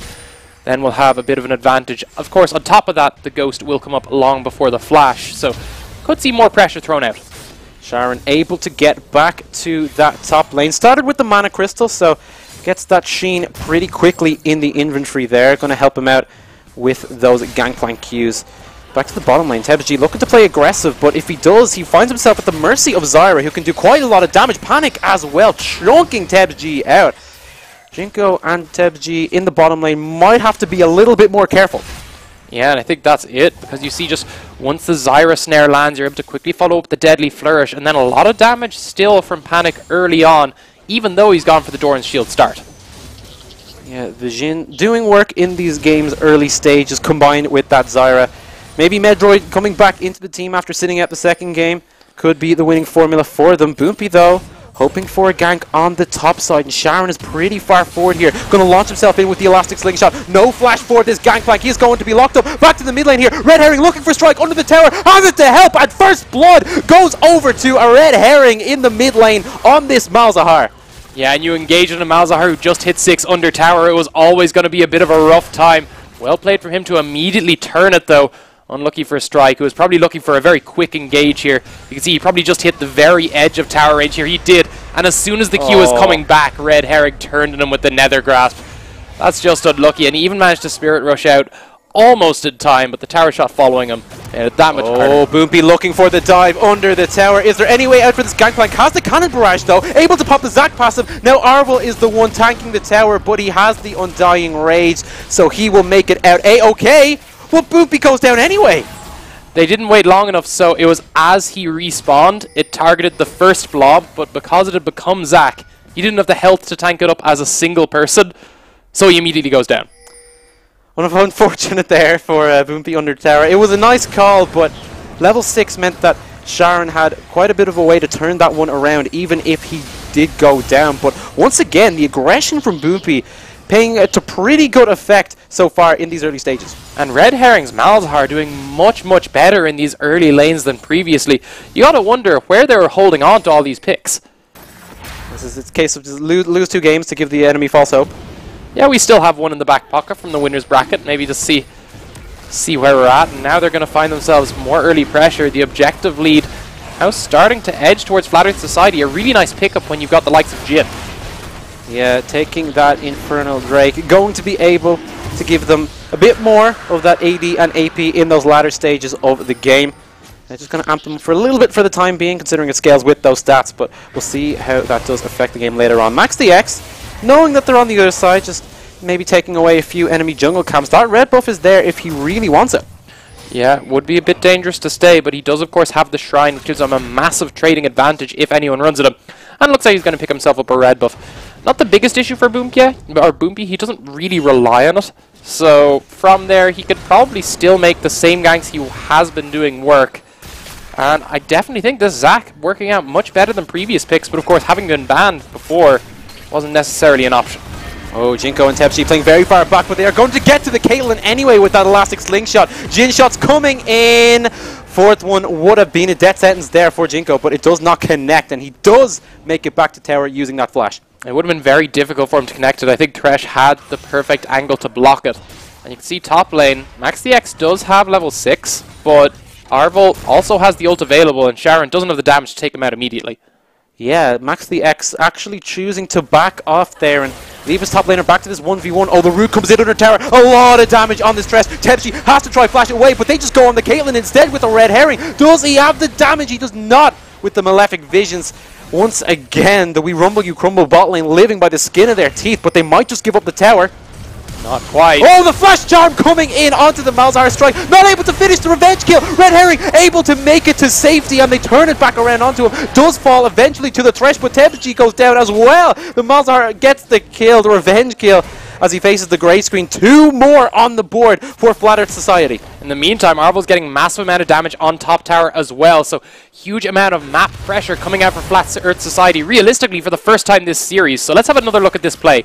You see a lot of quick damage coming down from Panic and Medroid here, so they immediately start turning this. They have the CC down onto Tebs, and they get the curtain call just away from the Caitlyn, but managed to clip her regardless. So you see, would have been blocked by Thresh, but they're now immediately able to follow up under the tower as Malzahar roams down, again, for the first time on top of the rotations in the mid lane. Yeah, and they keep the push going. They know that they can get him if they just land one little bit of CC, and they do dare Tebs a dead man at that point. And they see here, if the heal hadn't come out and the Q had just been at a slightly different angle, he would have actually picked up both kills with it. Just misses, so neither go down. And here's a good attempted return, but just a really nice flash from Red Herring keeps him alive. Yeah, the flash and the heal just at the right time means that he can get a little bit of distance. Does go down in the end, but enough time for them to get the positive trade. They did lose the tower in the top lane as well, with Arvel split pushing on that Tryndamere. So for the first time this series, Flat Earth Society might have an early goal lead, but We Rumble You Crumble looking to turn it back, stunning up the Malzahar, and they should have the damage here to finish this one off. Max the X takes it with the Skarner, and We Rumble You Crumble striking back.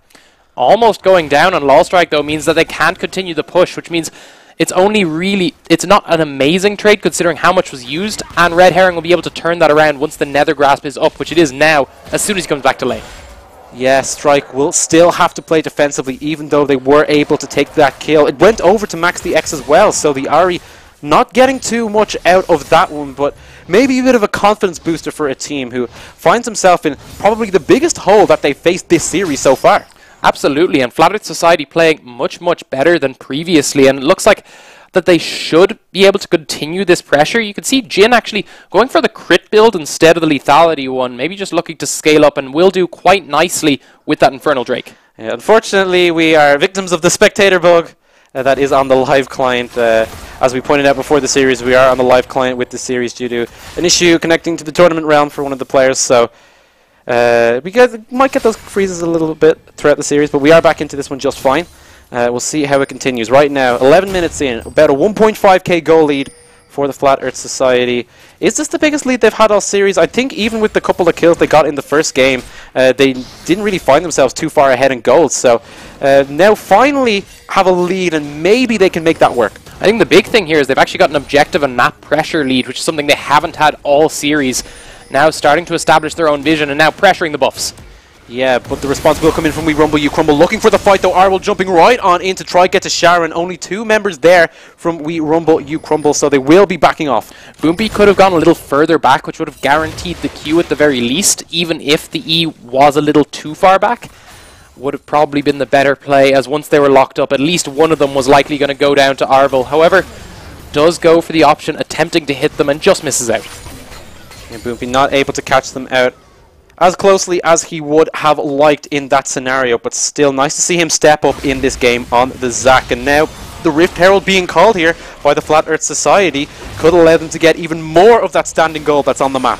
And the big thing here is it's likely going to go on to Arvel, who's already doing really well in that split push, really pressuring this Gangplank off his Triforce.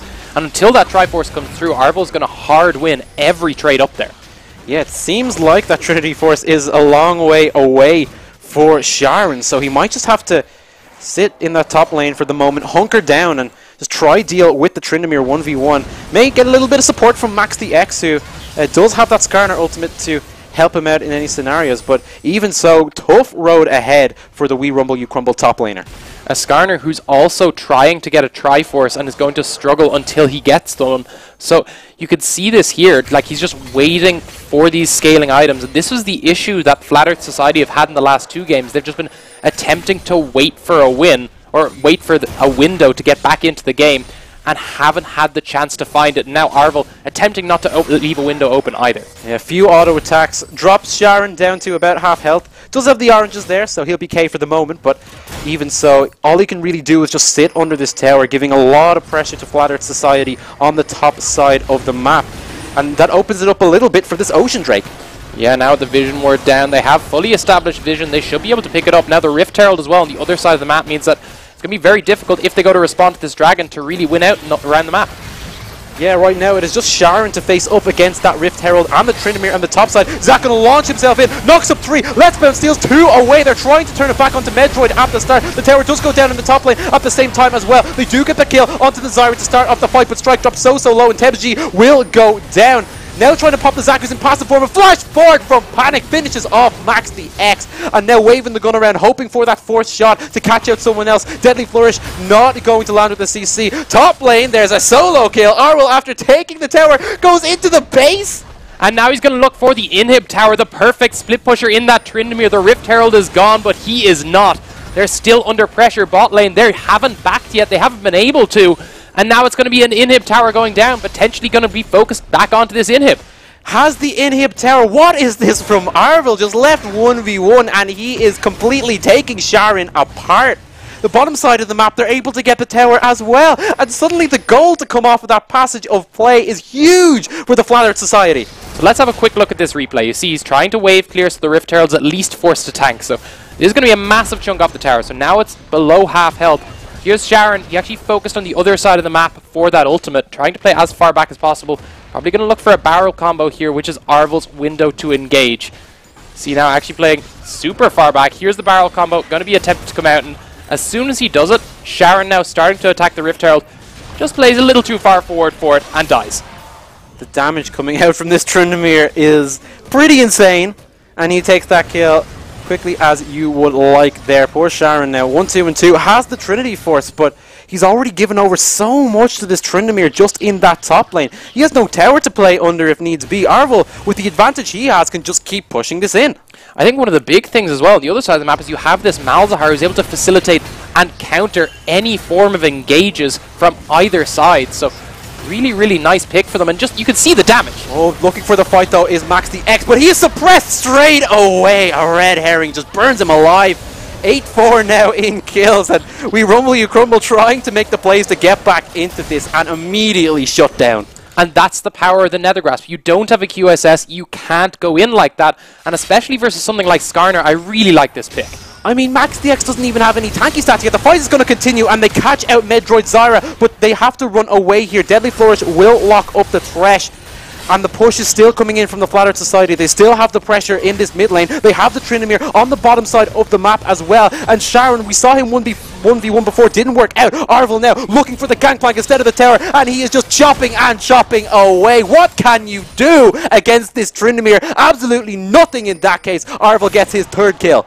You see, the big thing was the red buff was already applying a slow, and he was just waiting to use the W as soon as Gangplank used his own. Once the oranges went down, the W slow is too much for him, and he picks up another kill. We Rumble, You Crumble look like they are struggling for answers completely, especially to this split push from the Tryndamere. Arvel has been dominating these side lanes whenever he's been able to get to them, and the response needs to come in from the guys who have won the last 2 games in convincing fashion. I think the big thing here that makes me question what happened was Renekton would do so much better. Oh, the Malzahar ult comes out again! Immediately off of cooldown, they can just get Jinko straight away. And now down another member in this mid lane, the push can keep on going. It's taking them a while to take this mid tower down, but they are getting all the gold off these kills, and they are giving all the time in the world to Arvel to just keep pushing. And he has that ultimate available if he wants to go for the dive. He might well do. Actually going to play a little further back, has the Ravenous Hydra to heal up, so a single wave seems to be healing him to full health on top of everything. And Panic is running down the top lane to this exposed inhibitor. No one there to defend it just yet. It might take the Jhin a bit of time to get through it, but his team are joining him. Response will have to come in from We Rumble, You Crumble. Arvel has drawn 3 members to that bottom side of the map. Cannon Barrage will come in and create just a bit of space towards that inhibitor, but they already have it down to about half health. MaxiX might be looking for a fight on the side if he can get close enough. Arvel can't get really to the tower, so Flat Earth Society have to play back. This is the successful version of what they've drafted every game so far. They want a really cohesive, strong 4-man unit and a strong split pusher who can 1v1, 1v2 even. They finally find it, and now you can see the amount of pressure that kind of comp can exude is too much for We Rumble, You Crumble to handle. Yeah, Arvel just almost playing his own game in these side lanes while the rest of his team goes around playing League of Legends as 4, but it has worked to great effect so far this game. Trying to see if they can maybe take that mid tower down as they retreat, but We Rumble, You Crumble fast on the rotation as they have been all throughout this series, able to keep it standing for the moment, but even so, close to 7k gold behind their counterparts. This is the first time we have seen this team struggle all series long. And they are struggling indeed. Flat Earth Society are just dominating in the split push specifically. It has to go out to Arvel, who's the one who really opened up the map, taking that inhib tower so early and consistently solo killing Sharon under towers is dragging them through this game. And on top of that, Red Herring's Malzahar, you don't even have to play it that well to just completely shut down every engage opportunity they're looking for on the other side. We Rumble, You Crumble, trying to get Feist to get back in the game. Look at the bottom lane once again in the small screen. Couple more autos should do it. They are not able to get Sharon to safety. Able to stun up Arvel after the fact, but I don't think they really have the damage to take out this Tryndamere. 4 members on the bottom side, and the 5th member is down. Like you said, Flat Earth Society going straight towards the Baron. Arvel, can he escape? No, he just pulled right back in. Able to pop the Undying Rage. Might be able to take Jinko with him. So much damage onto this Caitlyn. Locked up right at the end, and they will shut down this Tryndamere finally. But the space that Arvel has created is going to secure his team, the Baron.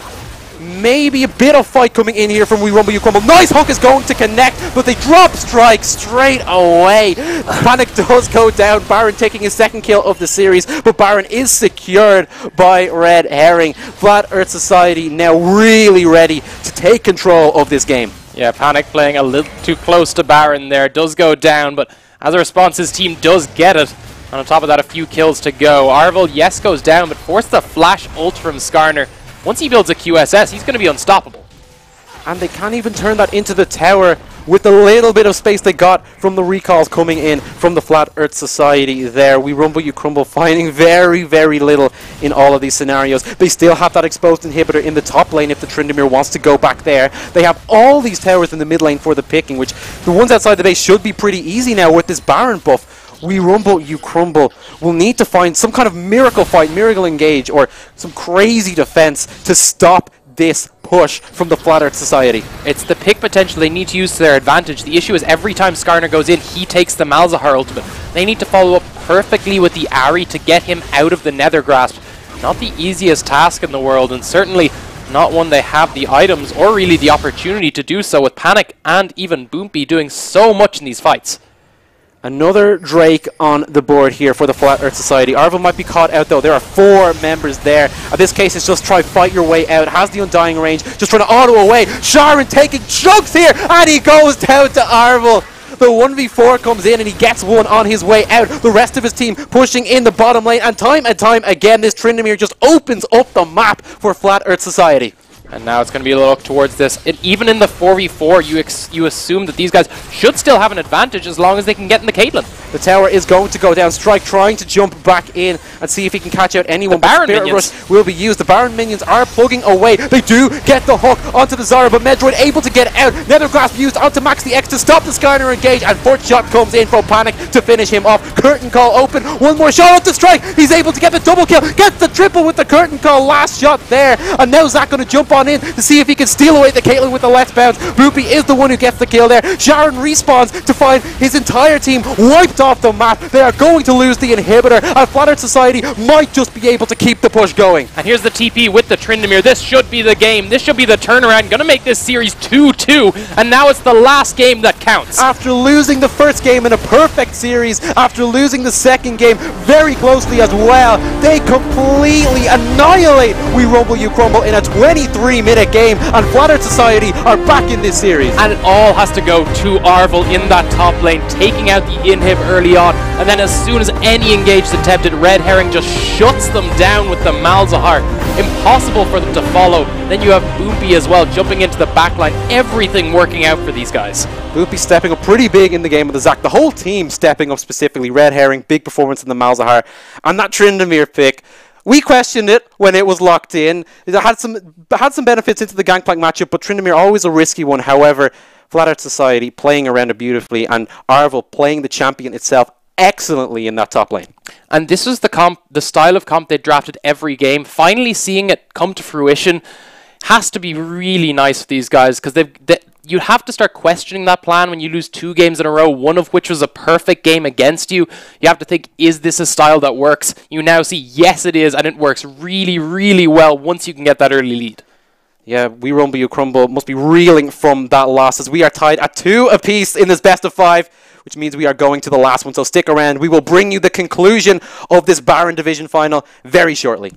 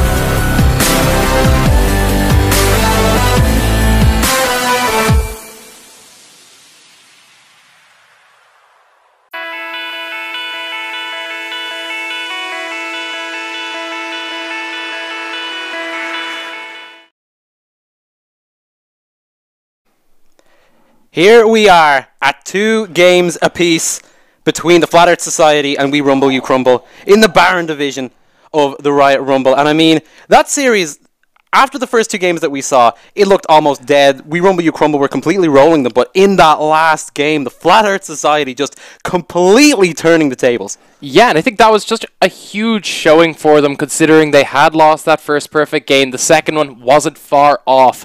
Then suddenly to completely turn it around, this Tryndamere pick at the top lane, the Malzahar in the mid, getting the Zac on top of everything. You got to think, first things they're going to do is avoid putting priority in that Caitlyn. Yeah, definitely. Maybe a Tryndamere ban. I think definitely a Malzahar ban warranted, because as much as we talk about the split pushing and the space that Arvel could create, when it came to the rest, the 4-man unit of Flat Earth Society, that Malzahar was so huge. The lead they have meant that they couldn't be caught out by the engages, because Malzahar was able to use the Nether Grasp to stop anything coming in from We Rumble You Crumble.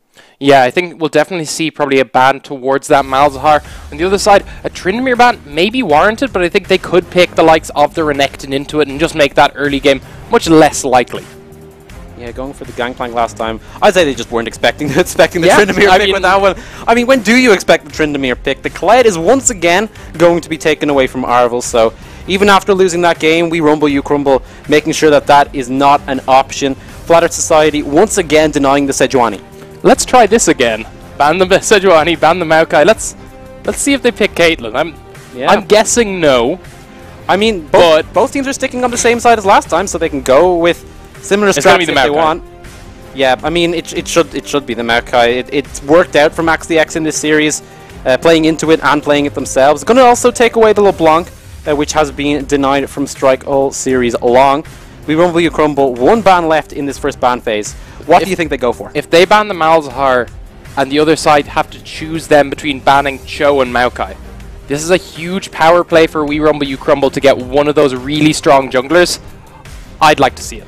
See, you say that, but We Rumble You Crumble have been banning away the Cho'Gath themselves on the blue side, which brings up the question, are they willing to play it? The answer is no. So, that Cho'Gath is still there. And I mean, what's the response? So Flat Earth Society can go for the Malzahar in the first phase if they want. Maybe We Rumble You Crumble look to pick it for themselves first, but hovering the Zac right now wouldn't really indicate that. It's got to be the Zac, then I expect Caitlyn Malzahar. Right here. Or even Caitlyn Thresh, pick the Malzahar third. Is the Caitlyn even something you're too worried about? Because the last game, it didn't do too much. Because there were so many people shutting it down, anytime it tried to play back, Zac jumped on it. So picking it into Zac a little dangerous, but the fact is any AD carry struggles against Zac, Caitlyn less so than most, so better to pick that up early and not give them both the Zac and the Caitlyn. Yeah, We Rumble You Crumble going to lose out on that Caitlyn pick, which is taken by the Flat Earth Society, so making sure they get that for themselves. Still with the opportunity to lock in that Malzahar pick. A lot of options for this team, and we'll see what they do go for. Red Herring with a huge performance in the last game, and it looks as if he might be going back to it here, which has to spell a lot of trouble for We Rumble You Crumble. I expect something like the Thresh on the other side though from TebsG, something that can actually engage along with that Zac, shut down the likes of this Malzahar Caitlyn, because from there it's much easier to deal with them if they're suddenly being constantly engaged on. Yeah, waiting for the next two picks to come in. Tristana might be the response. Jinko played it earlier this series, in the second game I believe, and going to go back to it in this one, so there's a nice bit of scaling to go into that Caitlyn here, and they might be looking for the Orianna mid lane this time around, instead of the Ahri that went up against the Malzahar last time. Yeah, and I think I like the Orianna, much more consistent, has a lot of team fight presence, so when they are in those 4-man units, the Shockwave can still do this massive amount of work. Now I want to see probably, I like the likes of the Thresh here to avoid giving it away, or at least ban the Thresh next phase. Looks like they're leaning towards picking it. I agree with that. Caitlyn Thresh, a really strong lane. They want that Caitlyn Thresh combo, and it looks as if they'll get it. Also gives them nice support priority coming into the second ban phase here, even if Boompy might be missing out on a couple of junglers that he might like. They're going to start off with taking away that Tam Kench. I really like that Tam, one of the best counters to Thresh, can avoid all of his engages, and on top of that, TebsG showed he could play a really nice Tam. Just going to completely avoid that. And on the other side, we do see what we thought might be the standard top lane bans of Darius Gnar, now going to turn towards the Tryndamere. And this opens things up just a little bit for Arvel now that he can't get his hands on the Tryndamere. If he wants the Darius or the Gnar that have been denied from him all series long, he can do so. And considering the importance of Renekton in the first couple of games, now he might be able to get himself a champion that can finally deal with it a little bit better. And there's the Renekton ban. Oh, okay. So perfect. This means they're going to be able to pick the Gnar or the Darius, and they're still probably going to win out in that top lane, because Arvel clearly having a really good time when not forced to deal with that Renekton, on top of the fact he of course had something early pressured against something that needs to scale. However, with the Renekton off the table, Sharon's suddenly looking a lot weaker. We Rumble, You Crumble, picking their poison almost by letting the Darius through, making sure that the Gnar is not open. So Flat Earth Society, still their top laner, still their jungler to lock in here, now that they have the bottom side of the map completely sorted out for them. Something really interesting is Boompy actually played Nautilus jungle for these guys, so they're going to probably lock in the Nautilus, maybe not quite baiting a team that's done their research. However, they can then put Arvel on probably the Darius, considering Sharon, aside from the Renekton, plays all tanks. Yeah, definitely gives them the counter pick at the very least with that Nautilus locked in. Likely to go to the jungle for Boompy. Another tanky champion he can have quite a bit of impact on if he can find the right kind of engage. Maybe not as impactful in the meta as Zac, but still certainly a good team fighter. I think comboed with Thresh, there's a huge amount of engage potential, even disengage potential when the Zac goes for things. The thing they really have to be wary of though is if Zac gets behind them and manages to get an ult off. That is their biggest worry, because then their carries are out of position and there's no saving them from that point. On top of the fact you could team that up with the Shockwave really nicely. Zac Shockwave engages are near unstoppable. However, they have the CC that if they're ahead, as they were before, they have a really strong comp for pushing and sieging. Yeah, Karma going to be the fourth lock-in for We Rumble, You Crumble. A champion that has been banned a little bit so far this series. But TebsG able to get it this time around to pair up with that Tristana. Going to make him tricky to really take out that bottom lane on the side of We Rumble, You Crumble. And the last pick will be that Galio in the top lane. They picked that, and I think they'll be expecting the Darius. It's either the Darius or you go back to the Camille. Now that the Renekton's banned, you get yourself a decent matchup against a tank. However, Darius plays so well into tanks, it would be odd not to pick him up here. Flat Earth Society may be going with the Noxian King here now that they know what they're going into. Been banned away from Arvel the first 3 games of this series, and he will finally get his hands on it this time around. We'll see what kind of impact he has, especially in those early phases of the game where Darius is so potent. Yeah, and I think that's what I'll be looking out for. Galio, decent at surviving, but once caught out has nowhere to go. His E is completely blockable by a Darius who doesn't really care about the damage or being taunted, so a lot of pressure will likely be put up in this top lane, and Nautilus even really good at continuing that style of pressure. Zac gonna struggle to shut him down. Yeah, and that can act as a very good tank in those later game team fights. That front line of Flat Earth Society can do quite a bit.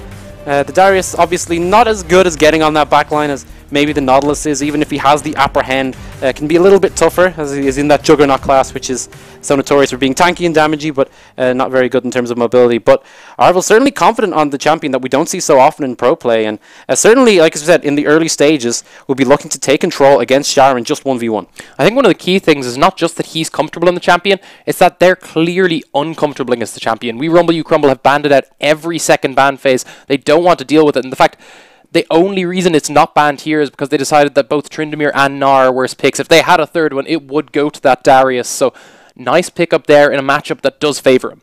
Arvel, a big player in that previous game. Another big player, obviously, was Red Herring, who is back on the Malzahar. Might have a little bit of a different role in this comp, but if Flat Earth Society find themselves ahead and We Rumble, You Crumble need to take these fights to get themselves back in the game, it can be tough when that Malzahar is doing so well. One of the things to touch on as well, you're talking about how good the Zac engage is. You've picked one of the two supports who are really good at countering that. Yeah. You have the Flay out of the E, means that you don't land a lot of the guaranteed CC that Zac is used to. Aside from that, you can pick Janna and use the Whirlwind to knock him out. From here, really difficult to make those engages work if Thresh is on point.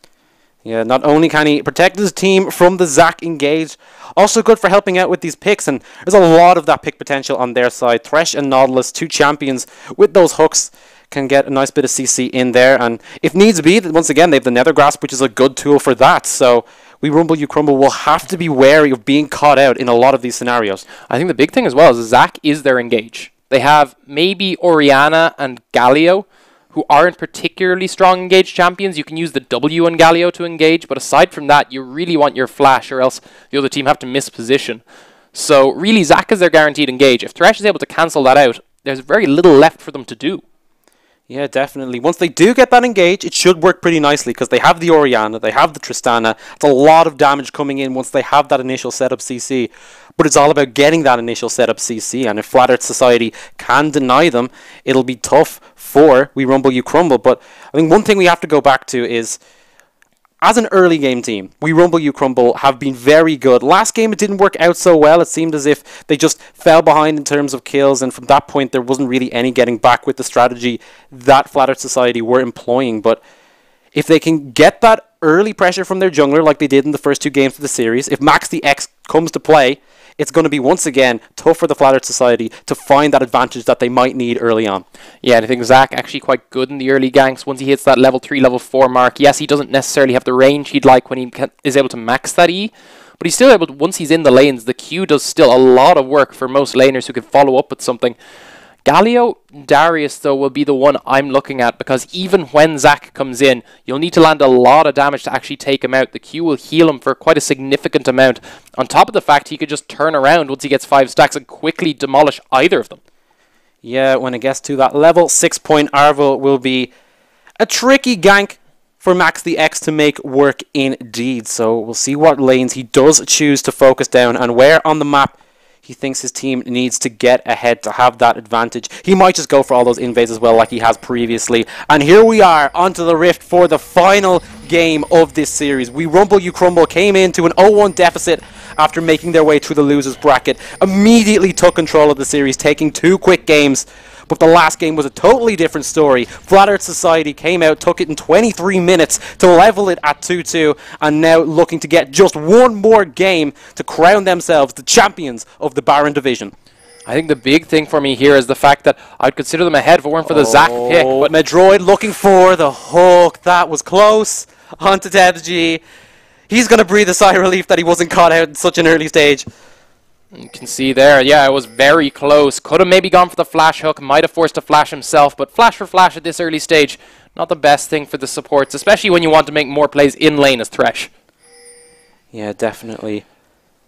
So, Jingo and TebG should be fine when they get back to lane. No summoners blown. Both junglers once again, starting towards the bottom side of the map, neglecting the Raptors throughout the series for the most part. It was only really the second game where we saw them both go for that start, but they've been sticking to these bottom side buffs at the level 1 take. We'll see how they make it work. Yeah, the big champion that's odd for is the Zac, who does it so well, but either way, still going to be able to clear it very nicely afterwards, so not the biggest worry for him. Of course, red buff is actually his worst camp to take, so maybe just happy they can get the leash there. Yeah, just making sure that bot lane is there to help to speed up his path around the jungle here, and hope that Max DX can get those levels in so we can get those points in his elastic slingshot and really threaten the laners on the side of the Flat Earth Society here. Back to this top lane matchup. Darius, once again, not a champion that we see too often in high-level play. More of a solo queue pick where he has that big lane advantage. Yeah, but I think even if that is the case, he still can do a huge amount. Like, even if it is the case that we don't see him that often, he still does have that edge, at least in the lane. And we don't see Tryndamere that often in coordinated play either. However, it dominated the last game, so Arvel clearly able to make these kind of champions work. And we were talking about how split pushing is his style. Darius, a very good one. Darius will be hoping to take advantage in that top lane and keep Sharon occupied for as long as possible on that Galio. Galio may be looking for more of a map impact with that hero's entrance he can use to turn team fights around if he finds it at the right time. But Arvel, if he can distract him for long enough, if he can keep his attention with the damage that Darius can do, it will be tougher for the Galio to have the impact he really wants. So certainly quite a bit of responsibility on Arvel's shoulders, but he took that burden quite well in the last game, so certainly a man capable of the job. Yeah, and I think the big thing is, as the game scales forward, it's going to be more and more difficult for Sharon to just survive the Darius. Specifically, once that Black Cleaver finishes, that is the issue. But before then, you still have the survivability on the Galio, and actually have a decent lane because you could just poke out with Q. Once Darius gets an engage, though, it's going to be a bit of a struggle. Nice early wards coming in there from We Rumble You Crumble in that top side jungle.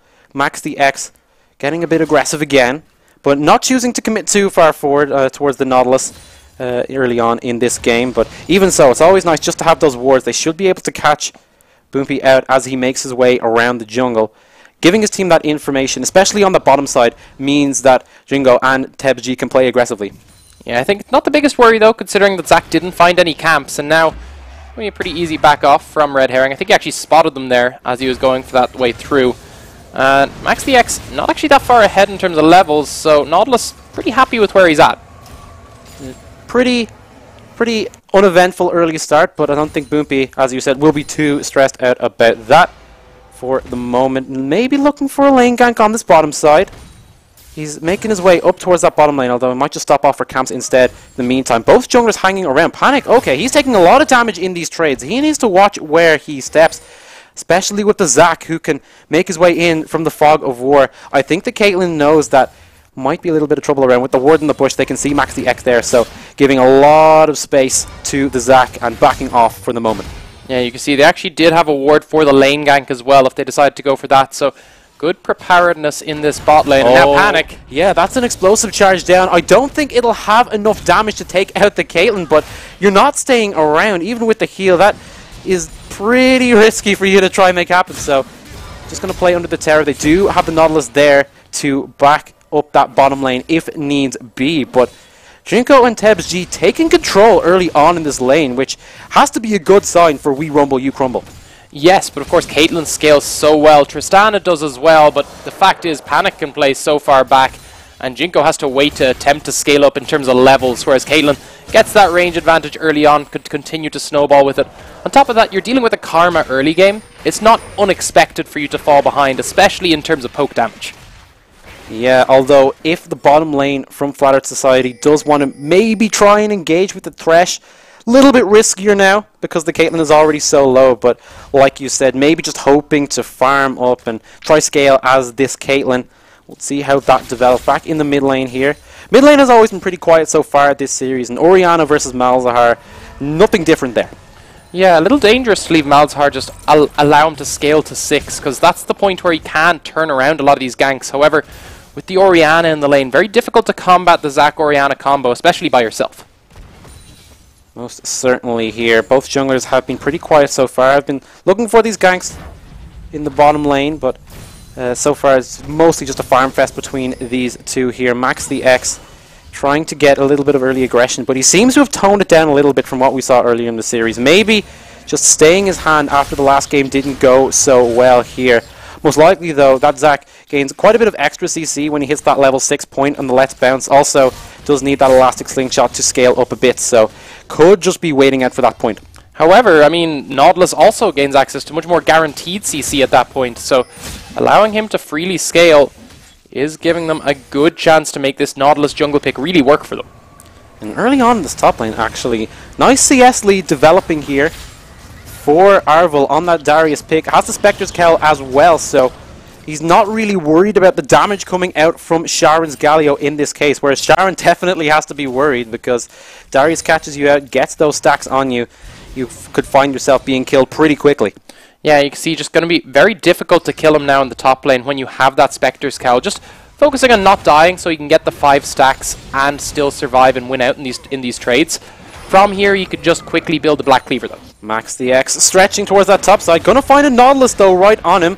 Will be escorted out by Strike's Orianna there, so not too worried about being caught out by the jungle mid pair of Flat Earth Society there. Max the X trying to get aggressive once again, but hasn't found any success so far on this Zac.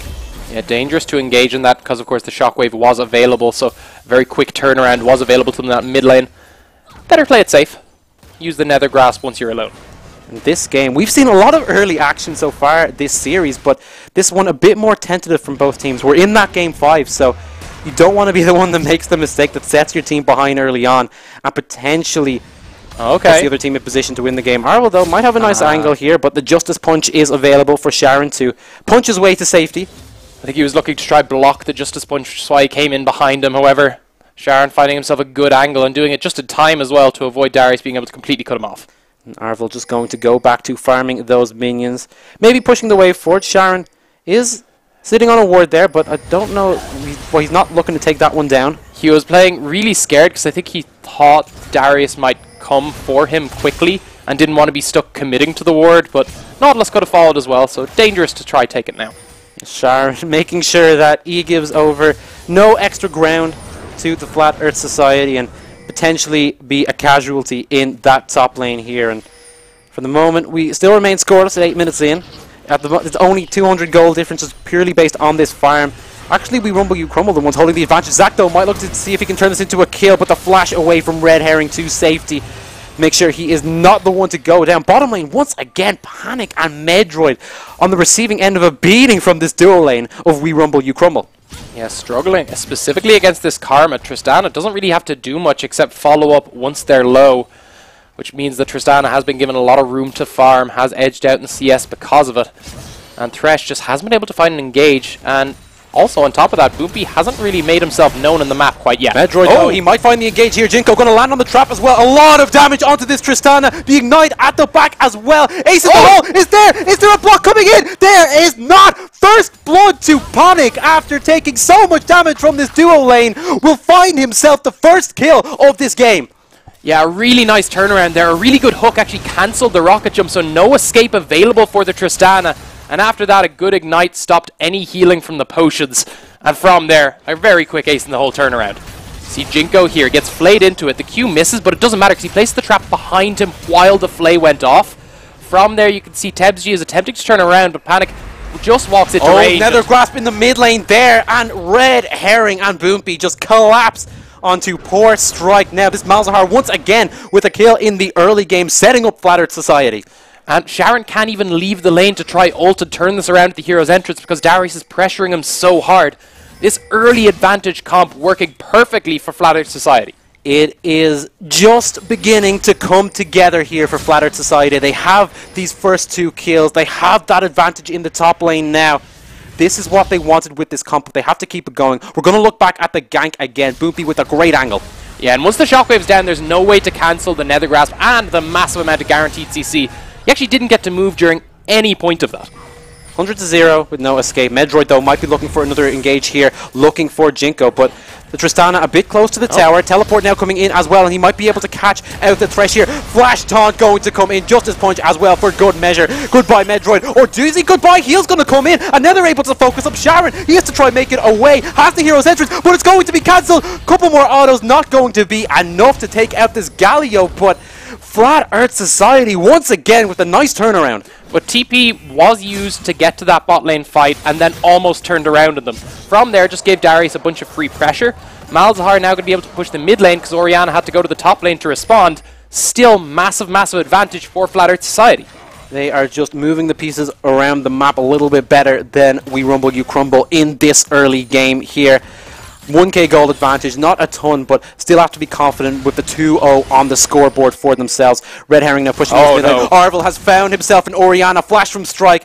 Apprehend not going to come in to catch him out, but another summoner spell blown. Could have maybe flashed in that with the Apprehend. Might have worked, but no need to force it when you're doing so well at this point. Red Herring taking... Red Herring, a lot of damage, but it's going to respond in. Shockwave is not going to connect. Neither is the Let's Bounce. Now he has the Nether Grasp down, but the Orianna is still hammering away. Strike has enough in the AP department to finish off that kill and finally put one on the board for We Rumble You Crumble. Little dangerous there, the Nether Grasp. Maybe not the best time to do it, but a good turnaround from Max DX. Almost got himself killed, but played it just right along with his Orianna. Bit dangerous there when they missed the Shockwave. Another ultimate as well, though. You can see here, they throw down the damage. The silence actually shuts down a lot of Max DX's damage. So he eases as soon as he can and then goes to the ultimate, but he's already walked down towards the bottom right, which gets him out of both. From there, almost turns it around, but the flash forward makes sure he gets it. The Nether Grasp used very quickly as soon as the flash came through, but wasn't enough to save him. Yeah, Red Herring able to get a little bit more out of the members of We Rumble You Crumble there in terms of those flashes, but even so, was going down all the same. 2-1 now in favor to Flat Earth Society. Still with that minor goal lead, might be looking for a little bit more here as the Lantern comes on in. Both hooks thrown out, neither one connect.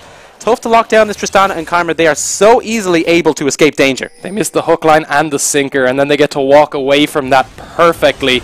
And now it's going to be a standard blue buff transfer. Red Herring will say thank you very much. Gets a little bit of extra CD or a little bit of extra AP. All that jazz. Coming back to the mid lane. Both mid laners have Morel and Nomicon finished, so both keeping at a pretty even pace now. Same score as well, 1-1-0. Just a minor CS advantage for this Orianna here. So the Malzahar not taking over as much as he did last time around. We could see a gank coming in bottom lane. Max DX going to launch himself over, but the Lantern pulls him out of Zack's grasp. It means he's going to be fine. Medroid stepping forward for the flay. Bit of a risky call, but not going to be punished for it. They get the Rift Herald here as well, because 4 members were down in that bot lane. We'll have to trade the Dragon for it most likely, but honestly, considering the way they're playing, might be a worthwhile trade. Galio is here. Orianna actually going to start rotating up as well, and using that knowledge, they're going to maybe try dive this bot lane. They're actually going to maybe trade this first tower gold. Hook is going to come in. They want the damage onto Max DX. He's still the one tanking tower, so he's going to be dropped quite low here. Hero's entrance though, as they try to pick off Law Strike at the back. Depth charge is going to come in. Arvel focusing up this Orianna and drops him with the dunk. Arvel, first kill of the game for him, and they can turn right back onto the Rift Herald, pick it up, but they have to watch out for this bot tower. Yeah, Max DX going very low though. They don't want to commit to this. Looks like they're just going to try take the explosive charge. Yeah, they will be able to finish this one off. Tristana able to burn those towers to a crisp with that explosive charge. First of the game here. Evens the score in terms of gold for We Rumble You Crumble, and might just give them a bit of an opening on a bit of a focus on the rest of the map, I should say, to get even more standing gold.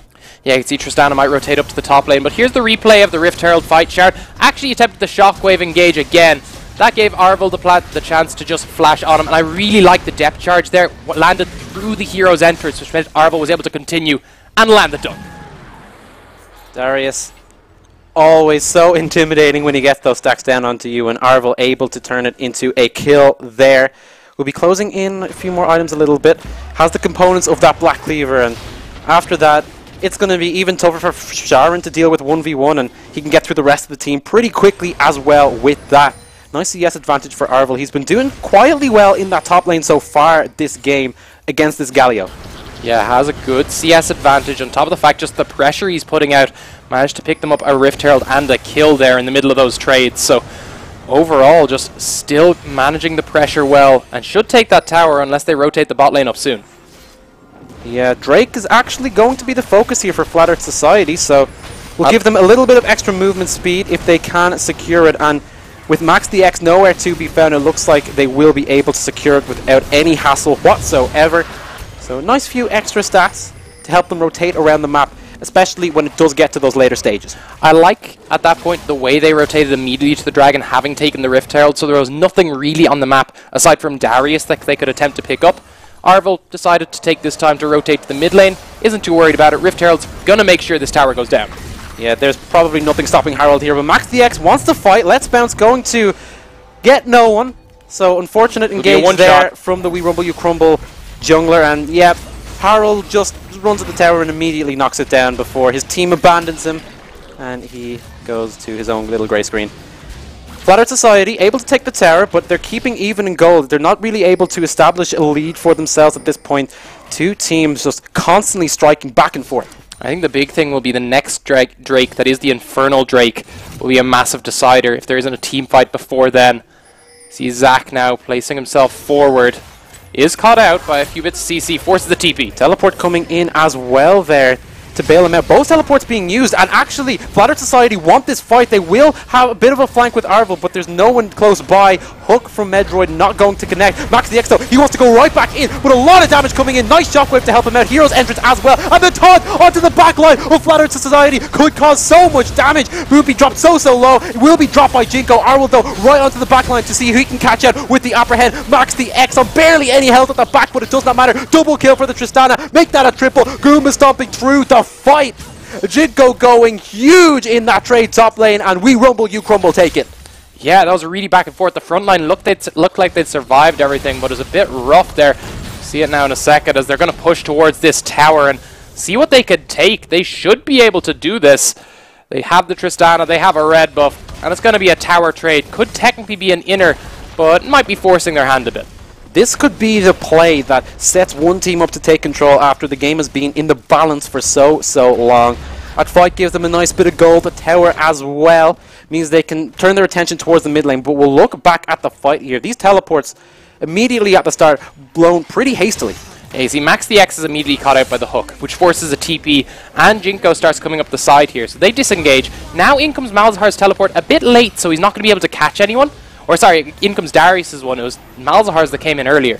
You can see now he's looking for an engage at the side of the fight, and he's actually tanking up a lot of damage. It means it looks like We Rumble You Crumble have lost the fight. A good amount of just tanking in the front line, and Boomkia's unfortunate flash means that they're able to continue forward. Now Arvel stuck tanking all 5 members means that he takes everyone out, and the fact that the Zac passive baited so many people in that they just lost that trade so hard. And with Jinko able to take the 3 kills for himself, that Tristana is going to be a force to be reckoned with in these fights as the game develops here. Still waiting on that second item, but even right now those crits are really going to hurt. Flat Earth Society will have to find a way to deal with Jinko. Might just need to go back to these picks. Yeah, I think just look back for those team fights were very close to winning out for them. Arvel he was in the bush the whole time. He's going to go right for Tempsy, who has to flash away, but he might be the one caught out. Going to jump on in, dunk the Karma, send him right to the grey screen. Let's Bounce going to take 2 members away into the shockwave. Red Herring and Boopy in a lot of trouble, but in comes Arvel once again. They drop the Malzahar. Arvel looking to catch out anyone, has the upper hand, but he just doesn't have the damage yet to take out this Tristana or the Orianna. And it's going to be a 1-for-1 trade there. They did get the tower in the top lane, though, for Flat Earth Society. It was a good fight nonetheless. They managed to get the tower and force the Galio away from the wave, of course, because they are as too strong for him to deal with. See, now they're actually just going to look to cancel backs. Baron having just started. This is a very tentative moment in the game. It could go either way. Arvel playing that pick really nicely, but just not able to win out when his team gets engaged on with the shockwave. Yeah, he's able to turn it into 1 quick kill, but the members over We Rumble You Crumble able to do enough kiting to keep the distance from the Darius and make sure that Arvel can have more of an impact on that fight. So they keep a small goal lead of about 1k in their favor, but Jinko might have a little bit of time alone with this tower. I say that Red Herring shows up immediately to clear these waves out, but both these teams with 1 tower left to take, 1 outer tower left to take. We'll see what kind of focus they put down on that. With no QSS on any member against this Malzahar, it does mean that fights could go either way if they walk too close. Red Herring will have his opportunity to take over the fights. Last fight wasn't a bit of a struggle because he had to ult right in the center of a lot of damage, so see now if you can find a better ultimate and a better fight. Both these teams will be hoping to catch the others unawares when they start these fights off here. Baron has just spawned. Infernal Drake is up in about 50 seconds as well. Both teams will be keeping an eye on those objectives. The Baron, always a huge breaking point. The Infernal Drake may just give them the extra bump in stats that they need. Arvel going to that top side here. Has a lot of space to catch out this Galio, but the Galio quite a tanky champion to deal with at this point with the Sunfire Cape, with the Ninja Tabi. Arvel going for the trade, has the 5 stacks, but in comes Max the X and the rest. We rumble, you crumble. Arvel has been baited into taking this fight, and he will go down. Kill goes over to, a lot of damage onto Max the X, but the bleed is not going to finish the Zac off. Strike takes the kill. We rumble, you crumble, get another. But now they're able to pressure the bot side. The Baron is still an option. That's the danger. Once again, both hooks thrown out. Neither able to land, but it gives them the space they need to take that tower. Teleport coming in to see if they can clean up any more kills. And Sharon running at them pretty fast with those home guards. Few traps in the way will make sure that the Galio cannot get to them. So a kill traded for a tower opposite sides of the map. Yeah, I think the big thing is the fact that they managed to just consistently pressure as soon as Darius draws people to him. Much better play on the map than we saw in the first 2 games, and much more similar to that last win. Yeah, maybe getting a little bit of a PTSD from the Arvel split push there. They make sure they collapse on that Darius, but they do lose the tower on the bottom side here. Drake the focus. We rumble, you crumble in the better position to take this one out. The hook lands on Sharon at the front, but he's not going to be too stressed out about it, looking for the taunt. And the zone that he can create means that is an easy secure for We Rumble, You Crumble. Yeah, they didn't even take out his shield while he was sitting on top of them. Yes, it's only magic damage, but you could barely see his health bar having lost anything. Bit of a struggle for them there. They need a lot more damage on Caitlyn or even Malzahar before they could do much of these fights, but Rylai's on Malzahar means that if anyone positions a little too far forward, they're going to struggle to get themselves back to their team. 23 minutes in here. We rumble, you crumble, keeping a hold of their lead for the moment, but it is slim. It is about 500 gold and that Infernal Drake that they have over their opponents here. And with Baron being the big objective up on the map, both teams will have to keep an eye on it at the very least. We rumble, you crumble, down 1 tower in the mid lane, so they might look to move members there to push it down.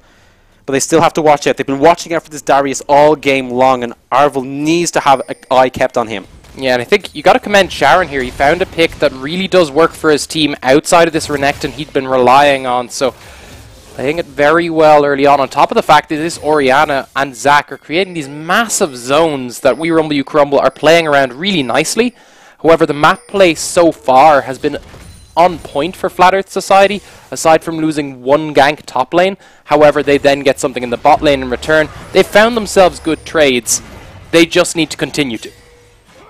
Right now, We Rumble, You Crumble are the ones with the bit of the advantage in terms of pressure towards that Baron pit and looking to move the minion waves towards that mid tower as well. But Red Herring can deal with those pretty quickly, able to make sure there's not really a lot of time for We Rumble, You Crumble to try chip down the tower when the waves meet it. So they will have to be forced to just keep control of that top side of the map. Going to look for Sharon here. Hooks come in, but Max the X going to respond here, going straight towards the backline. Nice taunt going to come in here, using the left bounce to get away, but not able to find anyone with him. We Rumble, You Crumble, hoping to turn that into a pick for themselves, but not finding purchase. Let's Bounce, not working out for them so far, but here's the Galio. Hero's Entrance going to come in here to help out the Zac. Teleport on the back line, though. This could be a great angle here for the Flat Earth Society. Sharon hooked back in, being focused up at the front tower to help him out as well. Panic secures that kill. Nice shockwave, though, means they are able to drop the Caitlyn. They are now trading kills 2 for 2 so far. The Suppress will be able to take out 1 more, or will it even? Between them, it's going to be Strike and Jigo just tearing through the members. Overall, it's a 4-for-3, or 2 for 3 so far, I should say. We Rumble, You Crumble, maybe hoping for more under the tower as Max the X goes on in. Lots of Malzahar. Jigo able to follow with that rocket jump and finishes it off with the explosive charge. We Rumble, You Crumble, find the fight. Yeah, and that was a really dangerous fight to take. They TP'd into the backline. They looked like they had it, and from there just seemed to have fallen apart when they again jump on Max the X's Zac, who just heals back up to full health. And now just going to look to continue to take towers with this Tristana, who is a monster for doing so, can now maybe turn towards this Baron. I'm going to have a quick look at the replay here, though. Medroid finding the pick, but every time he does, Max the X jumps right on in. You can see the TP into the backline. Looks like it's going well now that they've distracted them and Sharon is being taken out. Arvel gets a good amount of damage, and now the first three are really stuck up. But now, suddenly, a massive three-man shockwave in the center just takes out Panic. From there, they have no damage left. And on top of that, they take out Darius before his ult goes off. So a huge amount of damage now missing. On top of the fact Max the X actually survived all the bursts due to his passive, means that Red Herring and a now manless Medroid can't do much. Yeah, and from that point, they were able to jump on in and get one extra for themselves. The 2 towers as well. That sets up We Rumble, You Crumble very, very nicely. 3.5k now in their favor, as well as that extra AD and AP. And it just comes down to the team fights. When they're grouped up like that, that's the kind of situation that the comp from We Rumble, You Crumble wants. Yeah, you can see this Orianna with the Ludens, Morellos is just chunking people out. A single shockwave combo just destroyed the AD carry from pretty much full health. So Panic gonna have to be very careful in these fights now. Position a lot better around the Ori ball, or he's gonna pay the price. Paid the price that time around.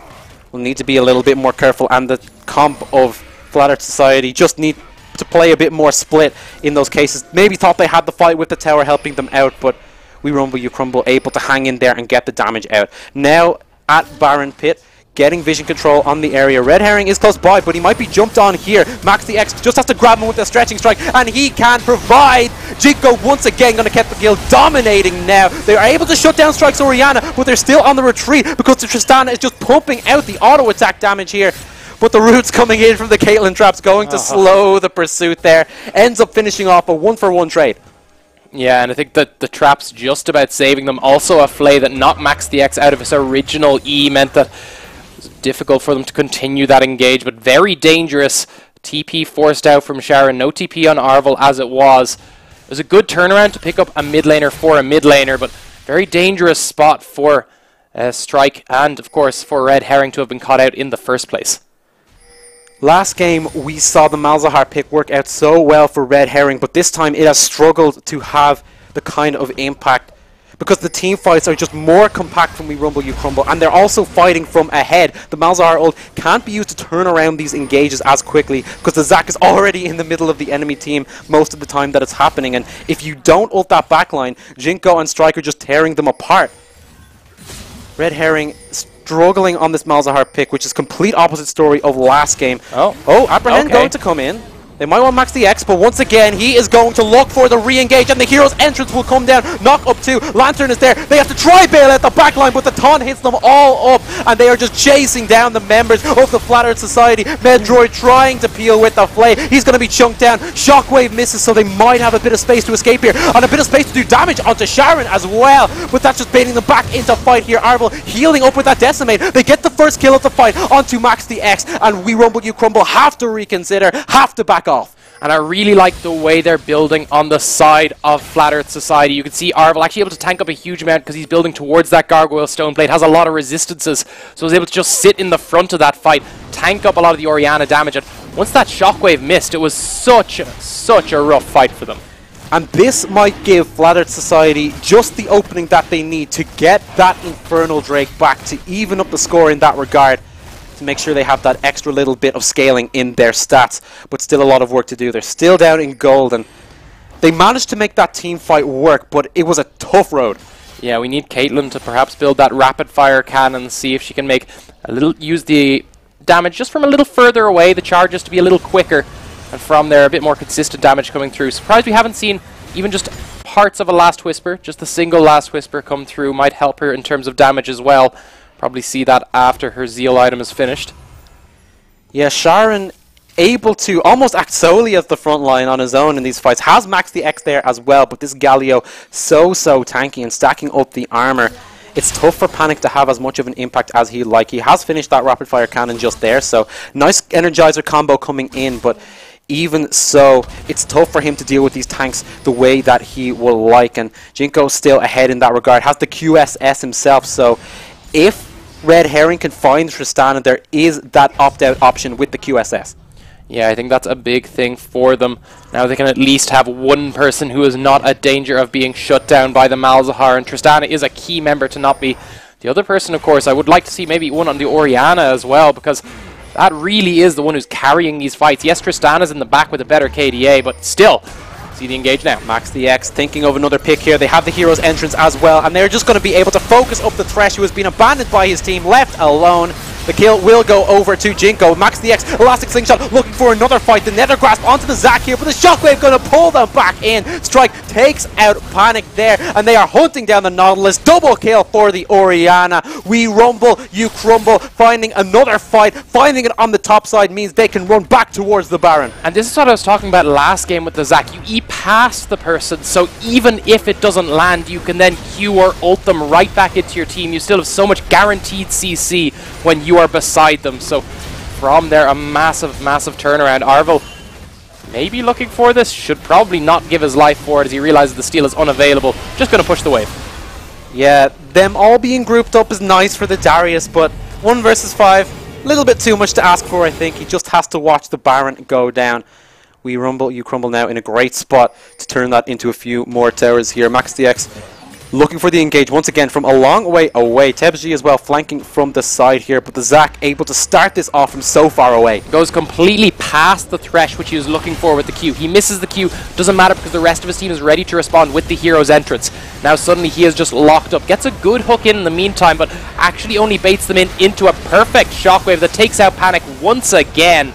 And from there, without their AD carry, they just struggle. No way for Panic to create the space in that scenario.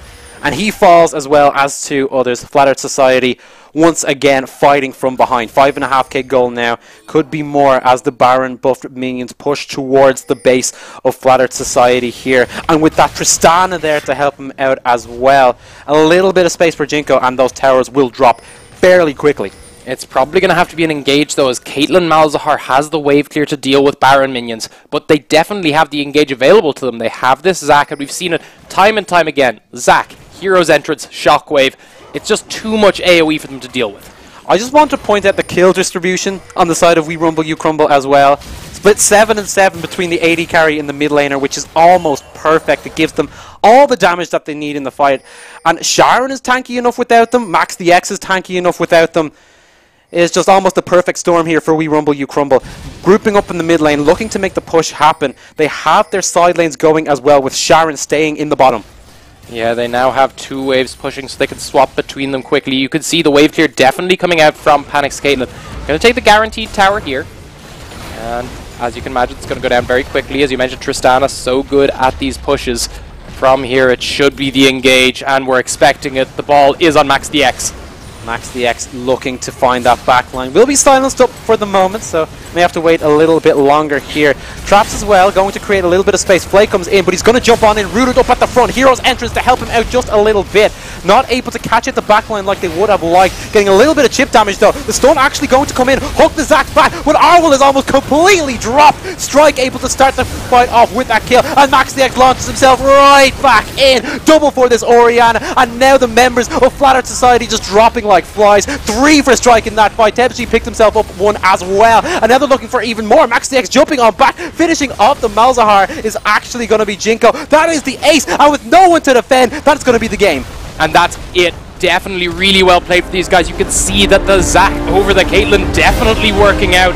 Maybe should have looked at this sooner, but definitely huge pick for them. Made it work. Constant engages, teaming up with the Galio Orianna. Seemed unstoppable. That's going to be it. We Rumble, You Crumble, taking the series 3-2. Came in with a deficit, but most of those games they were the stronger team. Thrown for a little bit maybe in the previous game, but this time around they fought back exactly how they needed to, using that teamfight comp to great effect. Ban away the Tryndamere and end out this series. Just avoid any potential split pushes becoming an issue.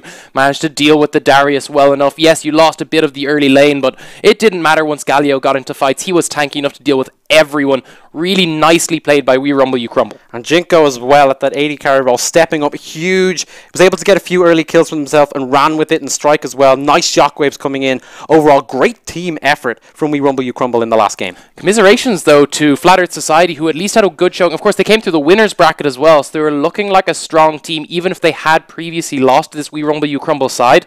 They then had a really good showing in Game 3. They showed that they can win. They can even do extremely well early on. And unfortunately, just couldn't have the same effect in this game. So once again, congratulations to We Rumble, You Crumble, who are the champions of the Baron Division in the Riot Rumble 2017. That will be it from us for today, but be sure to be back tomorrow as we have the Dragon Division final. So thanks for watching, and a very good evening. Thanks.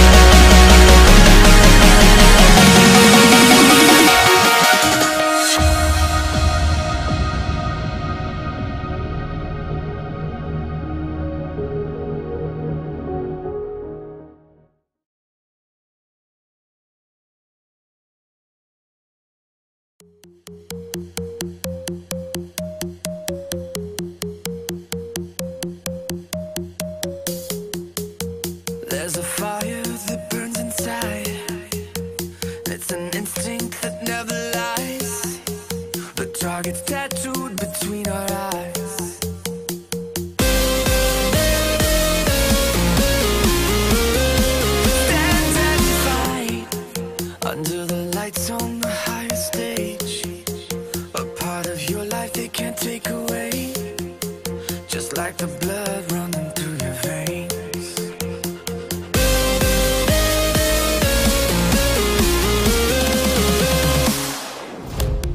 Everyone's watching through your eyes. There's only two options, win or die. Win or die.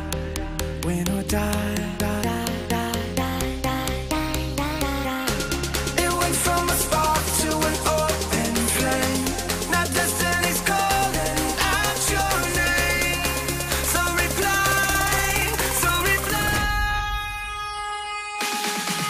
And ignite.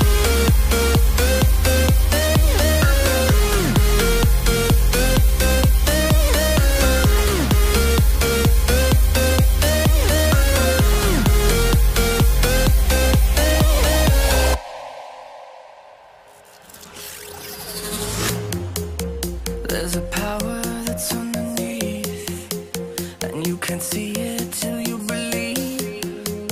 On the edge of infinity,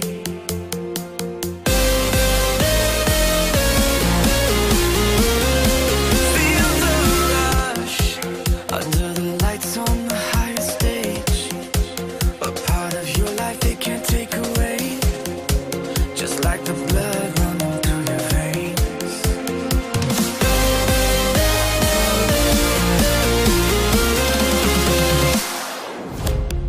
Everyone's watching through your eyes. There's only two options, win or die.